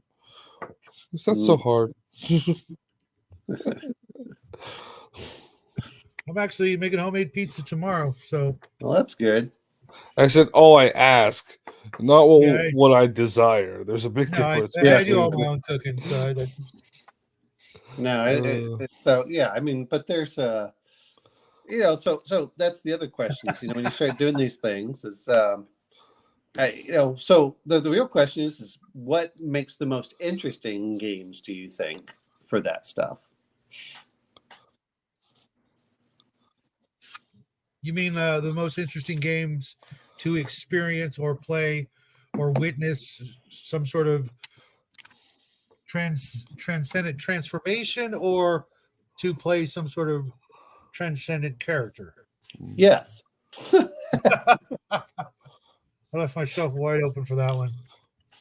I mean, the point being is, if we're going to be talking about these things, which games are fun to play for this stuff. I mean, we're bringing all this stuff up, but at the end of the day, since you're really role playing channel, in role playing. What is your favorite to play with? Sorry about that, guys. I don't know. It's a good point, because I don't know if I would want to experience the going from, like, say, human to the next step, or if I would just want to, like, start the game as the next step. Like a lot of games, like what was it that I played last year? The frick was it? Are you talking about Exalted, where you get? Yeah, exactly. I don't mind. Actually, in certain ways, it's like you're doing with us.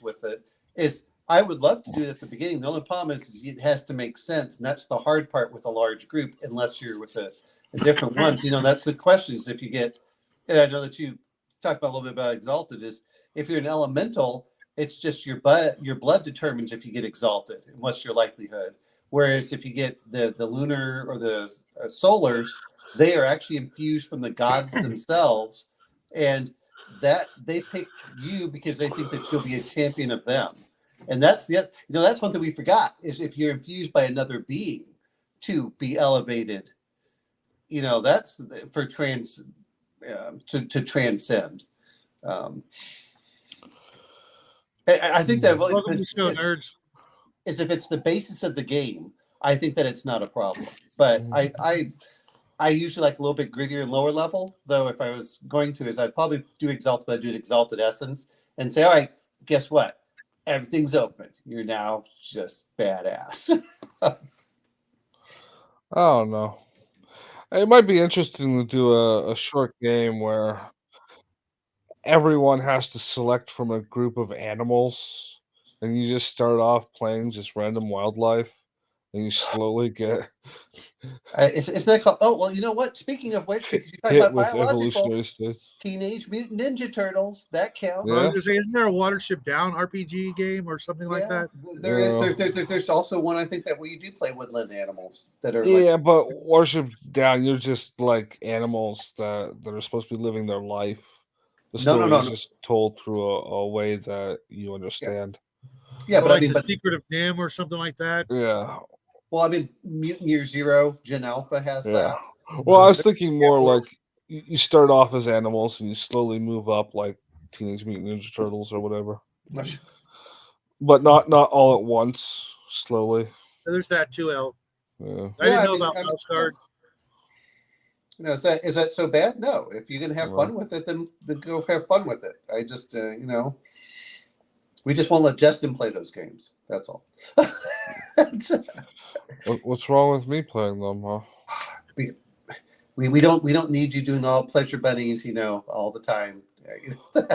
I've never done I don't Pleasure know. Buddies I've once. got mixed feelings on Teenage Mutant Ninja Turtles, even though Teenage Mutant Ninja Turtles Transdimensional was actually my first Palladium book, and it got me into Palladium, so to speak, because I just picked it up in a lot of books. I don't know. There's something about playing an animal. I just, even though I'm slated to play in a Turtles game this year, there's just something about it that I had like a horribly hard time picking an animal that I could tolerate being.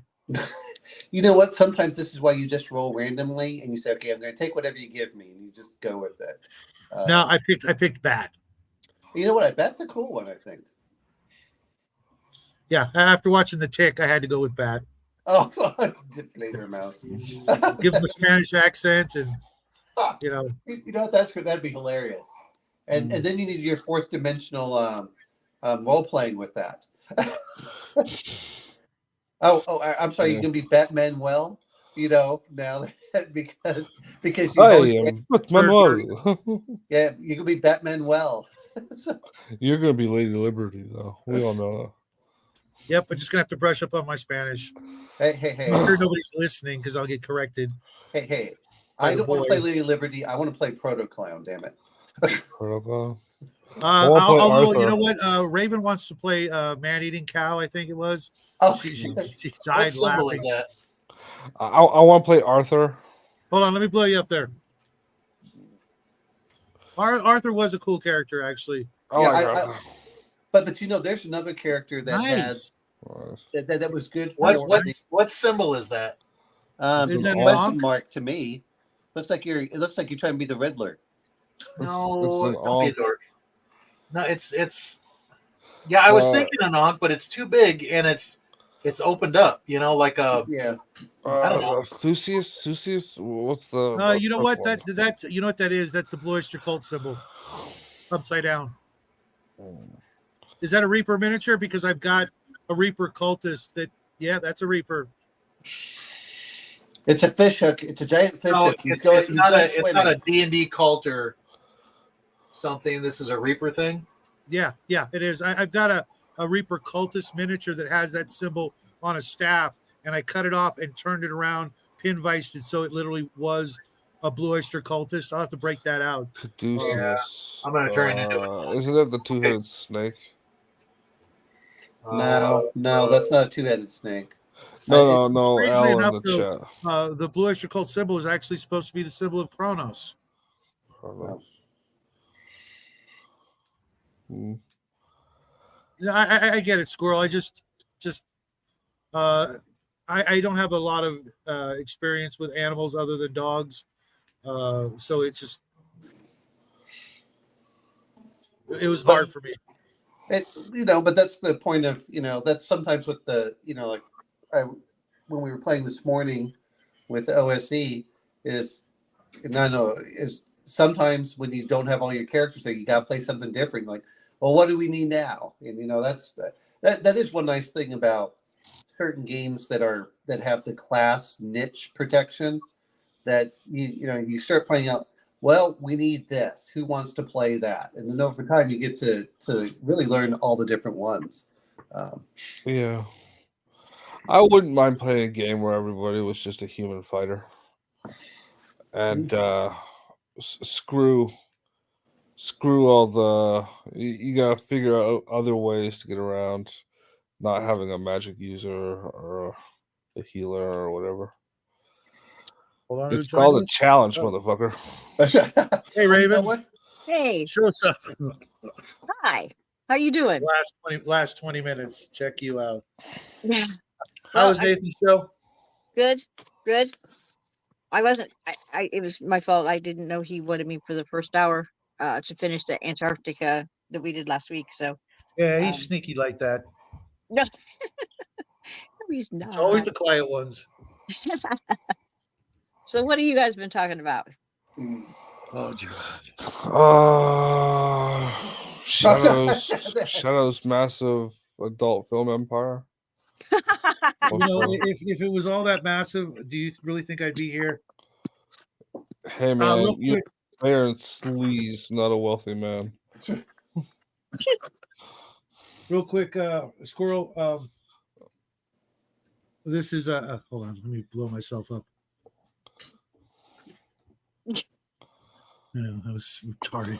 Man, you gotta stop saying it that way. The fucking feds are gonna show up and arrest you for terrorism. Oh, cool. That's the What, to that's the blow symbol of himself up? Asher. Yeah. Squirrel. I You're made a this all out suicide of baby wipes, wire, and a little bit of milliput and a barbecue skewer. Oh wow, baby wipes. That's the one you did with baby wipes. That is amazing. How did you get them to? Did you like starch them to keep them in place, or? Well, what I did was I hold on, let me put my Lord and Master off to the side.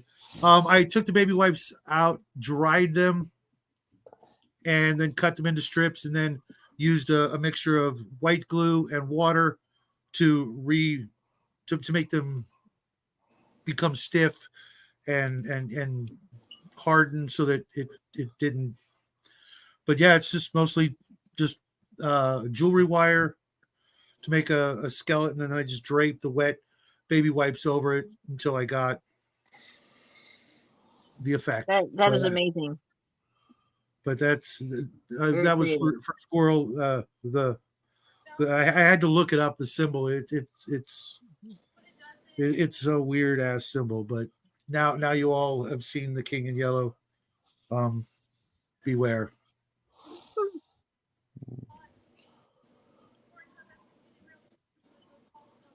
Squirrel to Carcosa. I will meet you there. Yeah, to Carcosa. I was looking for that word in my memory, but Yeah. It's a very, very interesting book. Oh, the shattered cities of Carcosa. But we were talking about transcendent humans and aliens in our RPGs, how we would use them, if we would use them, which types of transcendence would we use? And for the record, I'm gonna have to go with what I know, and that would either be psionics, magic, or divinity. Amber is a fun choice, but very limited unless you're huge fans of it. Not everybody's bag.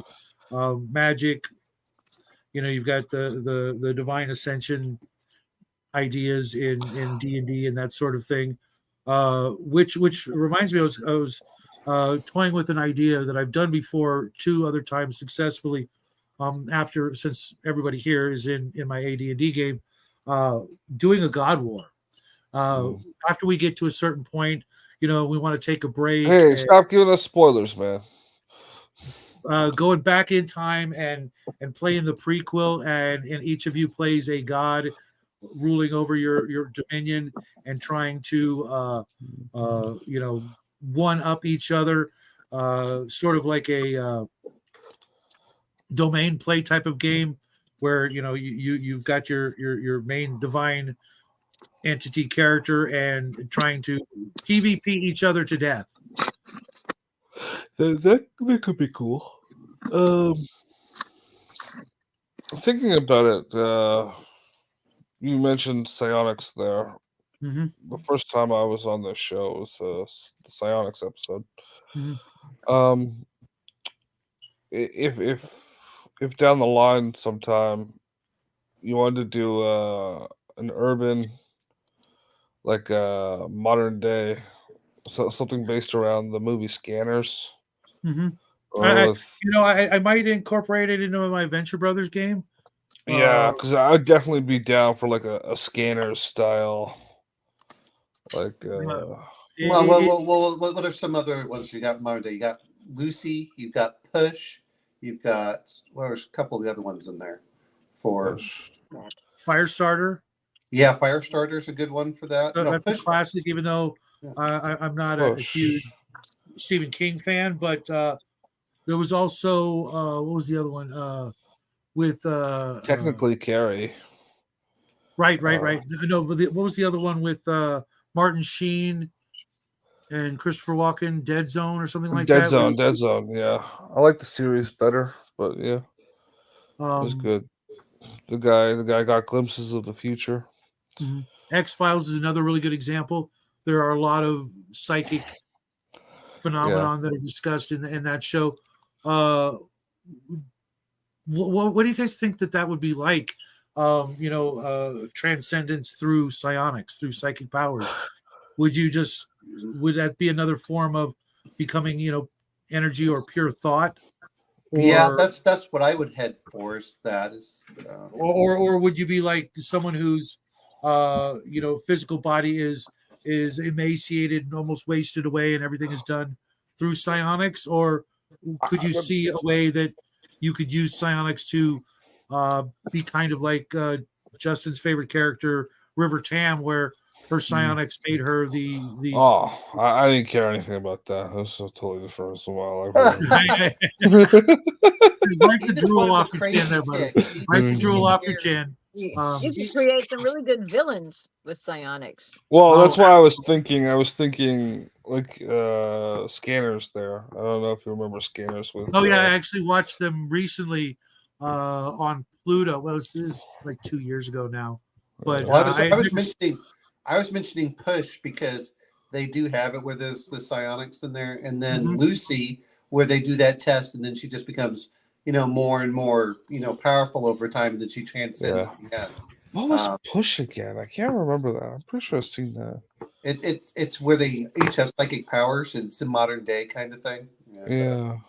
it's Or but Lucy was near future, wasn't it? well, they're all kind of it's but the point Push. was that she went through the for Lucy, they gave her the drug or whatever, and she just kept getting Yeah. smarter and smarter and smarter.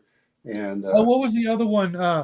Limitless, but that was through chemicals, was it not? Yeah, he got the Pill? NZT was the Is that what drug, and it opened up his ability to to comprehend things and think and faster learn and and do really extrapolate. fast. That was Yeah, a very interesting movie. yeah. The series. I wish the series hadn't got canceled. It was getting really interesting well, because the other the main character from the movie became the shadowy bad guy from the TV series. well Really, the other part is that if you're just going to kind of be for mental, then Mhm. and just in your body emaciates, then you're just basically the emperor again. What makes the character interesting is that's fine if you can do a little bit, but Yeah, otherwise you're kind of going.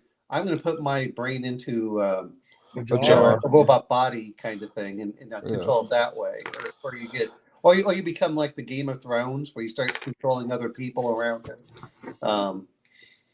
like Yeah. Hodor and the other animals and things like that. So The emaciated body thing with a lot of power is end boss territory.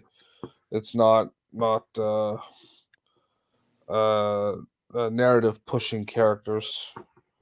It seems highly unsustainable Yeah, for a PC at the very least. yeah. You want the powers to be like a toolkit, but not the only thing or the mainstay. Like you don't want to replace having psychic powers with walking to the fridge or whatever. You still got to do stuff. Hey! Just because Stephen Hawking had to go get midgets doing writing equations on a chalkboard doesn't mean anything. Yeah, that's what the midgets were for. Yeah, that's what the midgets were for. Hey, But you know, it's funny, Justin. I do have this game. I've been I should break out. It's called Sci World from Fantasy Games Unlimited. I think it was the same people who did Villains and Vigilantes. And Yeah. I've got a crap ton of stuff for it. Never read it. What about would I don't know. Phenomenon count? Huh? Would Phenomenon count with John Travolta? Ah, Yeah, maybe. probably. What was the other one in there? Was the one called Powder or something else? yeah. Al Powder. just mentioned that one as well. I never saw that one. I remembered it But vaguely. Powder was the kid got hit by lightning and his skin went pure white and he got like super psychic powers or whatever. Like he became super smart and all that. And I think he transcended at the end or got hit by I lightning. don't know. again. I never saw it. I just saw. I saw it on TV years ago. You know, the real thing comes down to is what flavor do you want in the game? It's not, as long as it's built around it. The problem is sometimes, like, and I'll be honest, I feel this way with D&D. Psionics was just another system they bolted onto it instead of really making it much more integral. I think they did a better job in 2E. So you guys are saying if I want more powers, I got to get hit by lightning again. Well, I think what we're saying is that you have to go, you have to procreate with a goddess, and hope that you. Hey, I already called dibs on Summer Glow. Does she know this? No, and I don't think her husband knows either. I'm pretty sure he'd have words for you. I'll let you know if I get a cease and desist order in the mail or at my front door, Justin. But I think you're safe.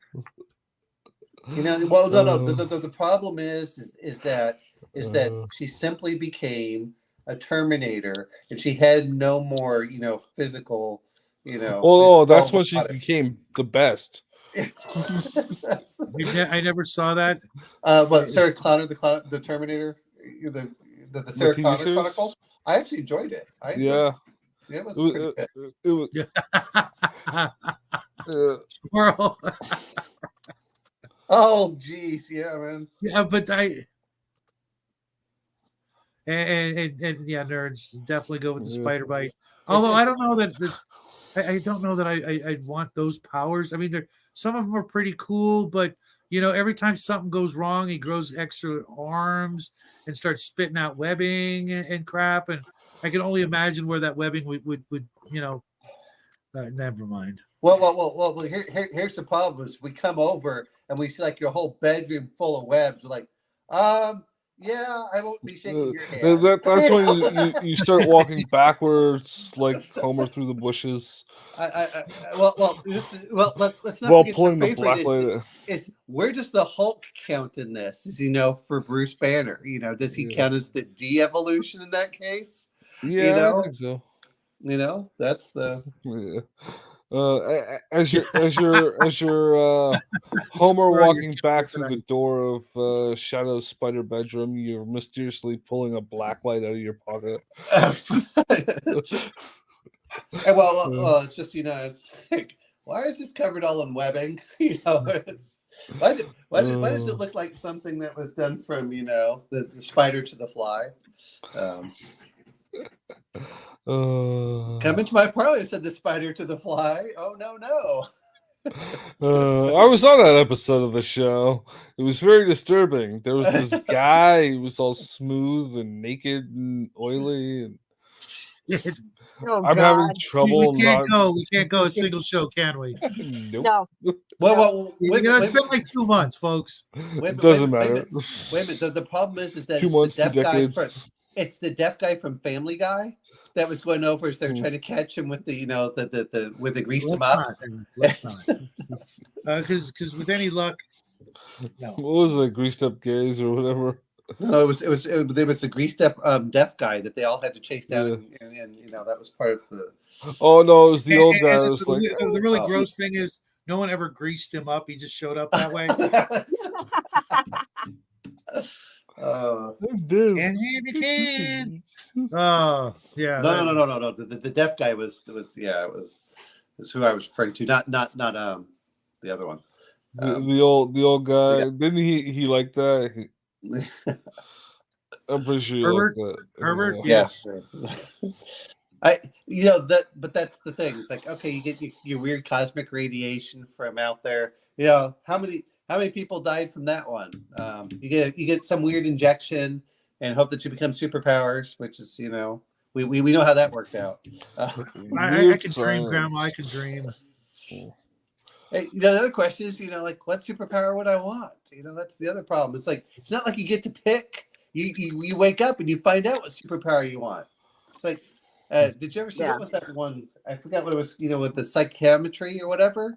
And you go over to your friend's house, and also you touch the table. You're like, you had sex on this. I can't eat off this table. You know. Oh. Yeah. Anyway, I don't remember that. Anyway, but yes. And everybody knows teleportation is the best superpower of all times. This is the one that DMs freak out the most about. Incorporealness is the best. I You like think so? shape-changing. Shape-changing. Yeah. Well, You he only can't likes be it 'cause he killed wants to. conventionally, and you can take anybody on the planet out. Wait, I'm sorry, I missed the first part. You could do what? You cannot be killed conventionally, and you can take out anybody on the planet. You will become a god. Not if you're incorporeal. You can't touch them. Well, you would have power over it. You wouldn't be stuck that way. Well, no. The problem is That's your power. You can go incorporeal. Imagine that you're incorporeal. You sneak up on some world leader you don't like.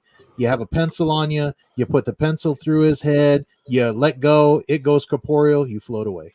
Yeah, but here's the problem: is you know, there's always limitations. You're like, I keep putting it in there. It doesn't do anything. How would you hold the pencil? Yeah, exactly. It would I'm be on pretty you sure. when you go Shadow's heard that incorporeal. from everyone. No, you turn solid for a minute, stab the bastard, and then turn back into a ghost. Well, No. You're missing. You have an object on you when you go incorporeal, and it goes incorporeal with you. Your clothes, everything on you goes incorporeal. You put something inside somebody, and then you let go, and that thing immediately becomes corporeal again. See, he's assuming that he's assuming that you. Can Yeah, I'm thinking when you said you just put you. something inside somebody, my mind goes somewhere else. Yeah. That's because you guys are around Justin too much. No, I did not. I specifically told him not to put the naked guy on the screen. I You did. specifically said that clearly, and now I have that fucking image burned into my mind. I'm glad I'm old and I can erase some of those things. You know, I would like to think that too. Every time, you know, I probably forget about it. One of you fuckers has got to remind me. Yeah, because I'm not forgetting about it, so you're gonna remember it forever, or until I Thanks, die guys. and you live another 10,000 years past my death, because you're fucking Shadow, you goddamn immortal bastard.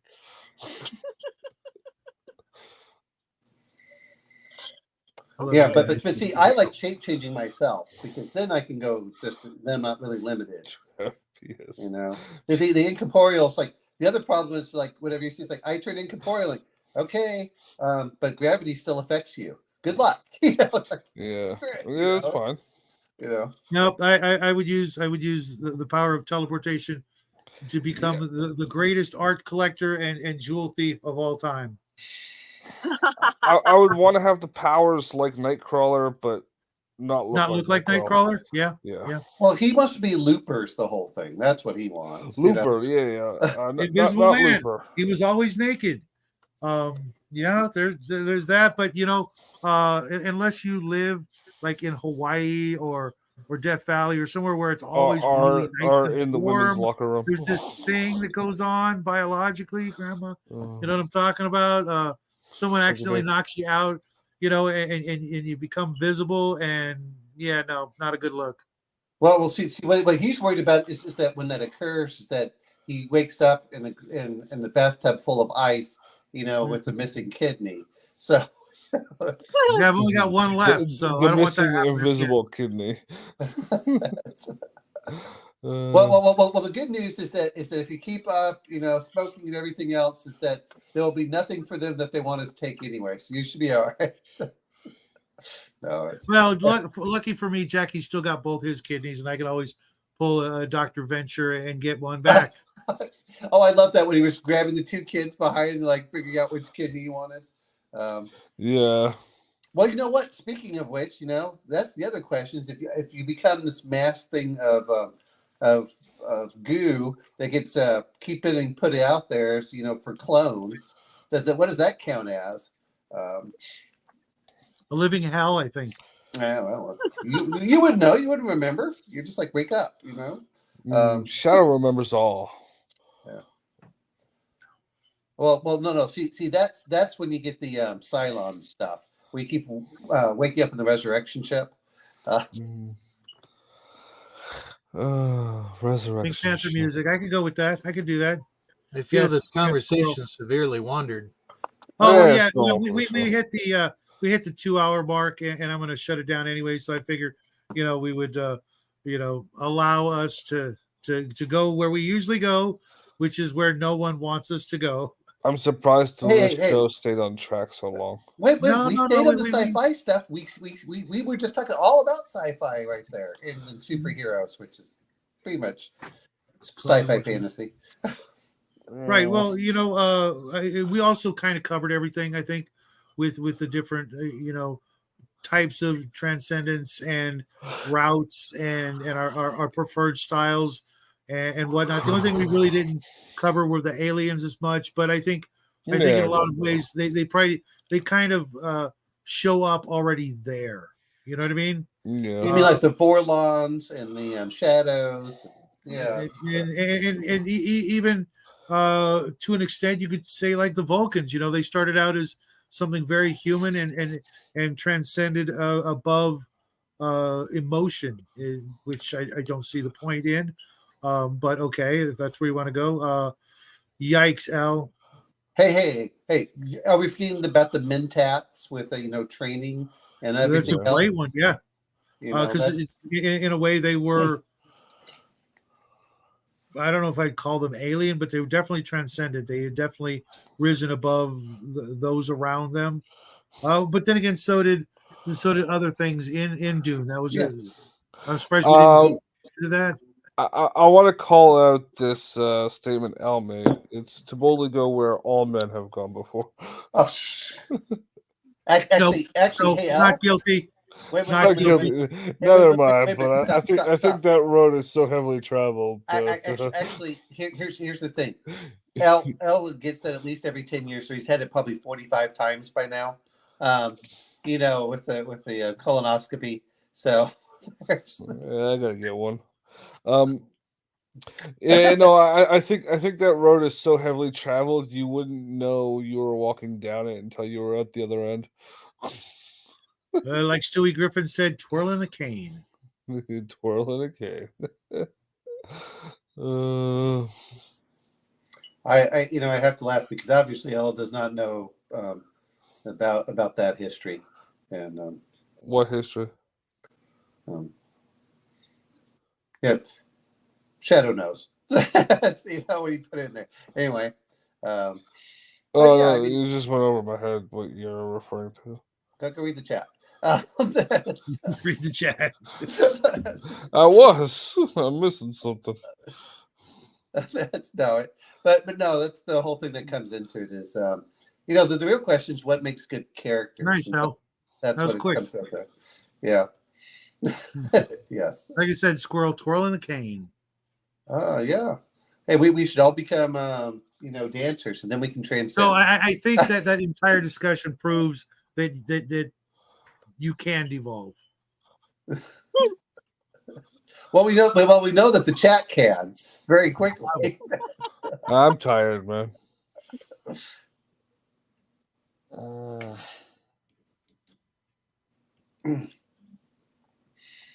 I only read one of the books, Mercurius. So actually, no, I read the first that quote is from the first book. Yeah. Uh, I yeah. remember it from the movie. No, it's line for line from the first book. Yeah. No, that's the other No, question. that You're was from talking the about book. how can we forget about God Emperor of Dune if you want to talk about Transcendent? That's kind of what I was getting at when I said we didn't touch on Dune. Yeah. But that was I want to say that was through chemicals, was it not? No, he put the sandworms on top of him and they merged with him, and that's how he became the. But wasn't that through the water of life? Yeah, the water of life, the prenatal fluid of a worm. Yeah, so that I would call that chemical.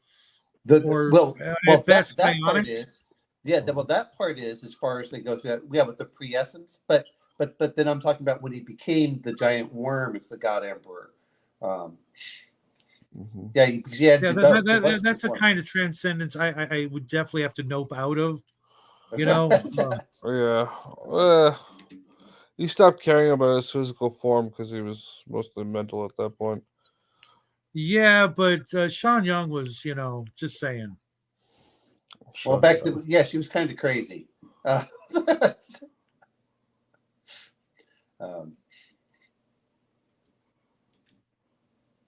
wait a minute. Isn't there a Sappho juice is what it's called? So when he's talking about, no, it was, the drinking. Yeah, but there was Sappho juice by my understanding. And yeah. So they did take the drugs from that as well. But a lot of it is still training. It's not that you just immediately evolve, which is part of the fun of these things. All the drug did was open up their ability to think clearly and parts at the months. I always thought that the spice, because it also extended life. It did everything. It opened up the mind passages. It's what Paul used to force his evolution. But when we talk about the navigators, because they used it. That's what those tanks were full of, spice gas. Yeah. Spice gas. It is. Yeah, it was jokes. Come on, no Taco Bell jokes. I'm just asking for that. Come on. I'm sorry. Whenever you say Taco Bell and spice, I'm like, it does not compute. And you're gonna get gas. Just saying. I don't get it. The other day, Brian sent me a video of some live stream Taco Bell was having for some celebration, and they unveiled a new vegetarian menu. It's like, I remember the good old days when everything on the menu was vegetarian and nobody cared. And everything was also in the dollar menu. And everything, 3 for $1.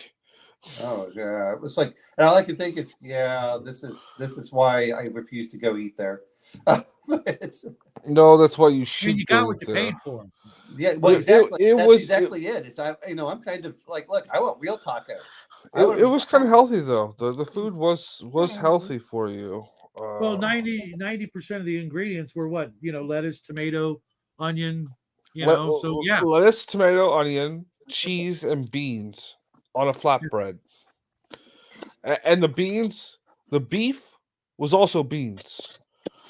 Yeah, it was a mix. No, there was no beef in it. It was just beans.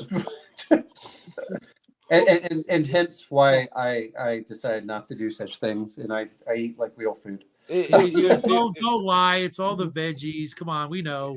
That's the whole point. That's why I said is I like to eat real food. For the longest time, Taco Bell used a bean-based beef substitute. Oh, okay.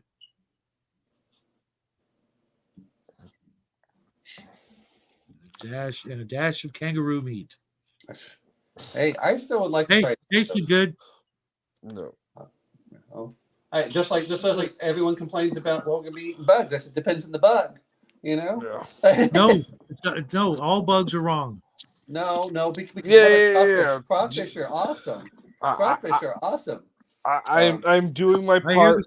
I hear the same about lobster and crab. I'm not eating bugs. I'm doing my part for the Federation.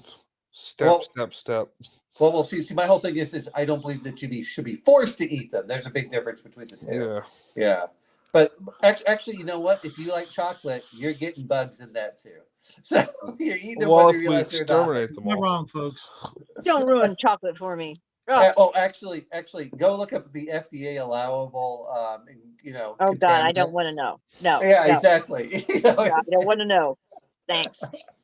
What I'm good. once you realize that, you're like, all Public right, service message. The more you know. yeah. Unless you want to. Unless you want to. There's a Ignorance is reason they bliss. call ignorance bliss, folks. Mm. Yes. Yeah, that's right. It's like, well, you know what? It's so much better to know this. I was much happier before I knew what Soylent Green was really made out of.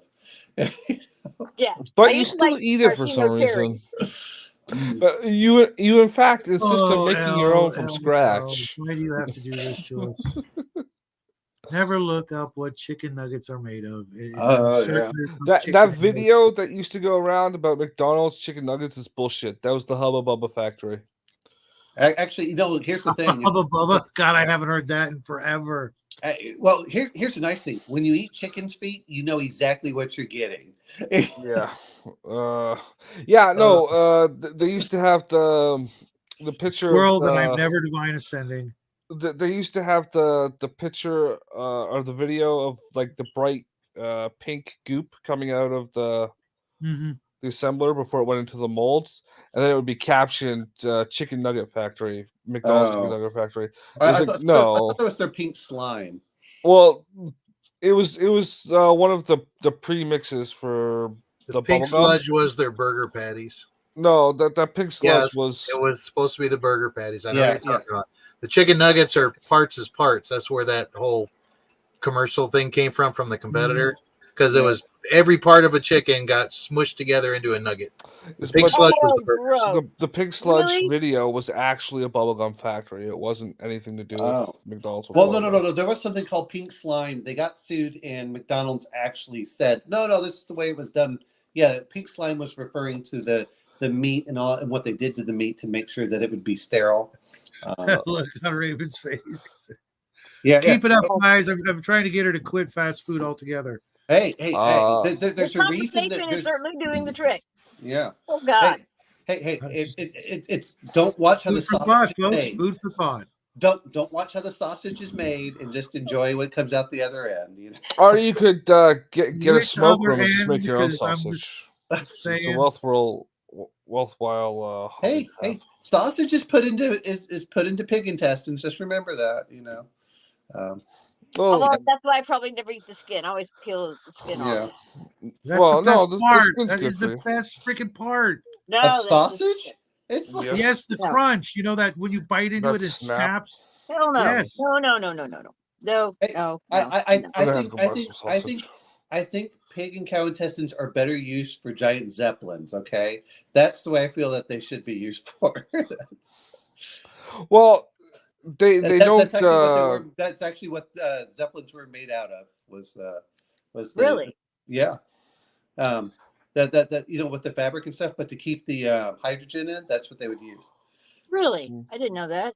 Yeah, it took like 125,000 cows. Here's another one for you, Raven. They don't, like, a lot of places don't even use intestine anymore. It's a synthetic casing. Yeah, well, you a lot of times they'll do that. What is it called? They'll do the.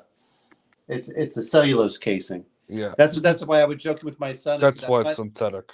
Yeah, I'm not going to eat the sawdust, son. You know, whenever he was talking about Parmesan cheese, I'm like, I buy real Parmesan cheese, not what's found in Kraft. You know, if you look at it and it says cellulose, it's like, yeah, that's called sawdust.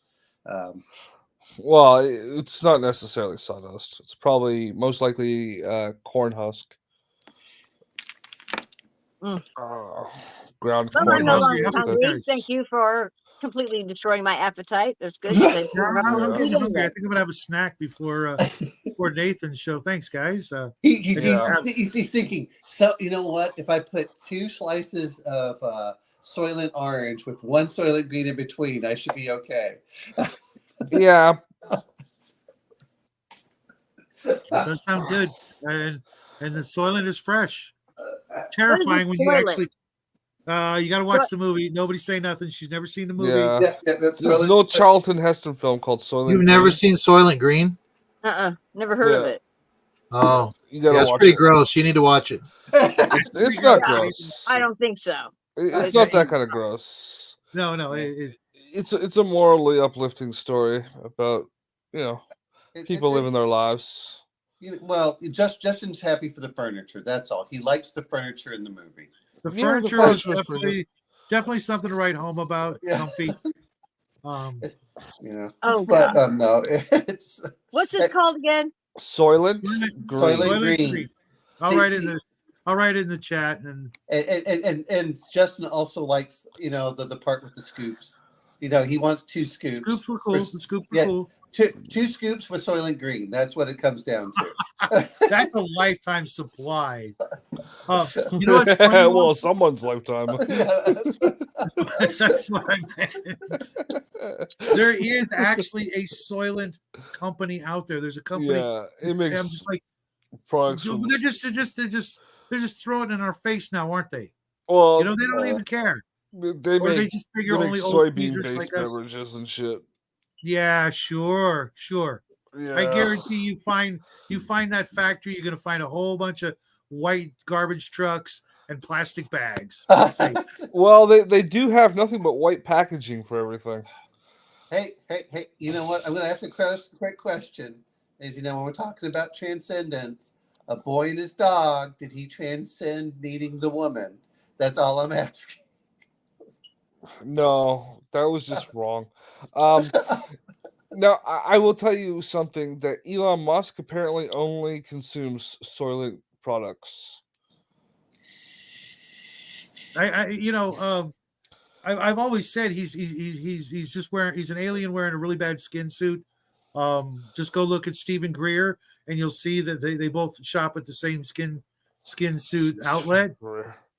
Hey. No, Tell me you can't those even two compare. guys aren't related. Elon Tell is not me. that bad compared to. He's worse than you Greer. think. Actually, you know what? Is as long as the billionaires are fighting, I'm okay. That's all I care about. Let the billionaires fight amongst themselves. It's when they all get together that I'm worried. Yeah. No, Word. yeah. I say eat the rich. It's the only thing the communists had right. No, well, the problem is that they did eat each other. Can I just like raid their pantry instead? Well, yeah. It's metaphorical, man. You're not literally supposed to eat them. You feed them to a pig, then you feed the pig to a fish farm, and you feed the fish to some cattle, and then you eat those cows. Hey, Justin, no. When they were escaping the gulags, they always brought a newbie with them. So You know they what? had to I'm curious. I actually have that paperback. but yeah, It's funny that you know that. Do you know? Okay, we're curious. Do you know where that line comes from? Make room, make room. I'll give you a minute to come up with an answer.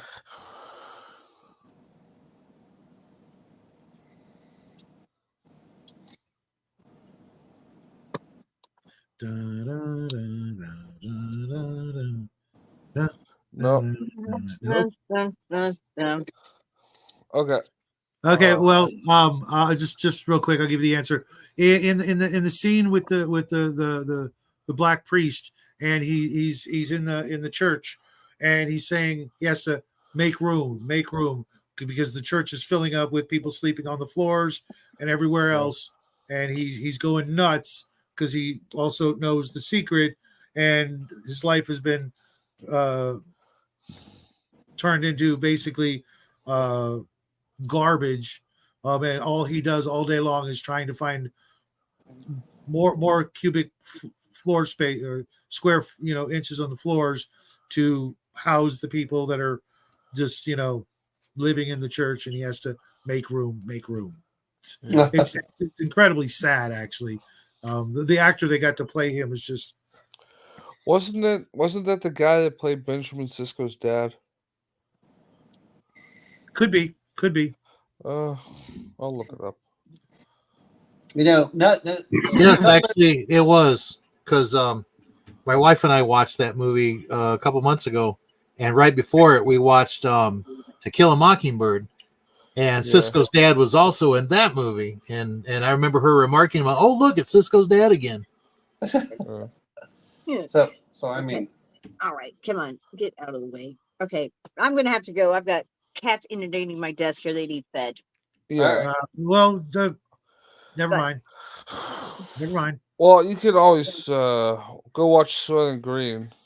And, oh, which reminds me, well, we're not gonna be doing it next week, so I guess I don't have to do Tron this week. So that's good. Oh, okay. And that's if Connell's not doing his show tomorrow, then I will try to finish up. Oh, you know what? You know what though? That's an interesting thing. Tron in Transcending. yeah. Because when they got sucked into the game, that was the. Actually, no, I've never seen the movie. Oh, okay. No. Well, I'm not really telling you too much just because he gets sucked. What? So, I know, right? I know. You've never seen Yeah. Tron? I never saw Tron. I now think you're I'm not wearing coming a on this skin- show anymore. I now think you're the one wearing a skin suit around here, bro.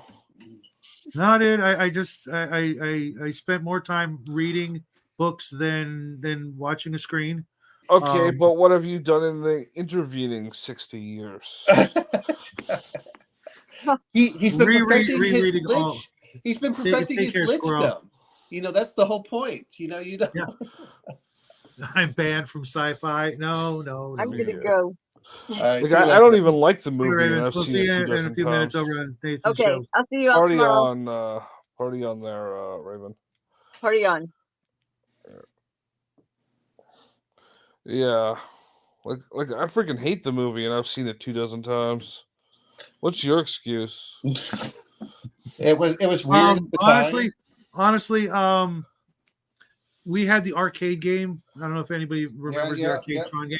Yeah, And I played that a bunch of times, and I love the motorcycle, aspect of it The white and cycle? scenes from it. But you have to remember, back when that movie came out, it was on and then it was gone, and it was a very long time before it came back out. And by that time, I had other things. Yeah, it was in the theaters for like 5 months. It was so awesome. Really, No, it was not an awesome movie. It was so. You sad. shut up. Nobody likes you. Shut It's an up. awesome movie. Tron is No. awesome. Fight No. me. I will gladly fight you. That movie was fucking retarded. No, It's well worth watching, but it is fucking retarded and You slow, know what? like really slow in places. yeah. Look, as I would appreciate a little bit of it, but it was not that awesome. It was just. It's kind of like but it was one of the first ones to use. It's like I don't even know you CGI. people anymore. But But it's like sorry, guys. CGI. Next, you're gonna tell me Star Wars sucks. Shut up, Justin. Which ones? There were only 2.5. What are you talking about? I saw. You better not be including the special. No, Star Wars, Empire Strikes Back, and the first half of Return of the Jedi. Actually, I enjoyed all of the Return of the Jedi, though the Ewoks kept getting on my nerves more and more. But I did enjoy the whole part where the final battle and everything else, and the music was awesome in it. The Ewoks never bothered me.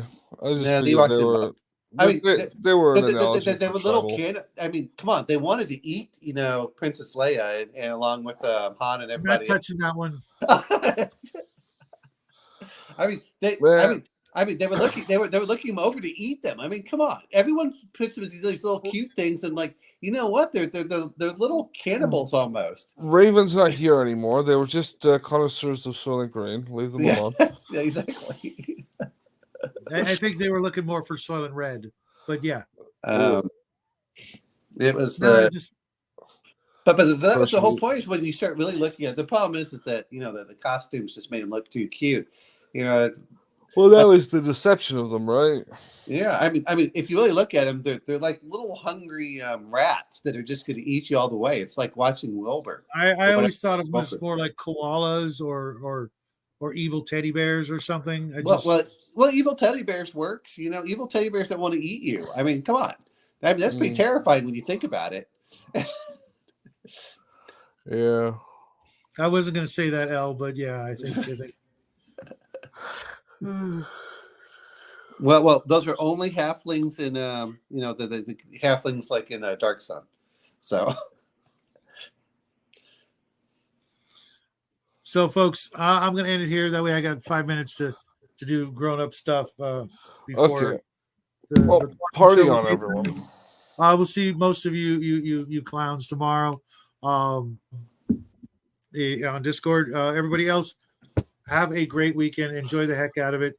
Hope you guys had fun. I did. This was a nice change of pace for at least the first hour and 45 minutes. Everybody in the chat, thanks for hanging out. Like I said, I hope you guys have a great weekend. And I'm gonna go see if we got any Soylent left in the fridge. Shadow was getting frustrated because we were turning it back into a cooking show again. Bingo cards are coming, folks. Bingo cards are coming. I love you guys. I will talk to you real soon. Canva has a template. You can make them on Canva for free. Yeah. Okay. Bye, guys. Happy trails. Have a good night. Taco Bell. Oh. Is Mac? Okay, Mac's still there. Mac's still there. Yeah, he's I muted. am so disappointed. You're still live. Yes, I'm still. I was just waiting for him to say, give everybody a chance to He say went. goodnight. Yeah, I can't. I'm sorry, guys. I'm too disappointed. Yeah. Fucking Tron hater. I can't even. Night.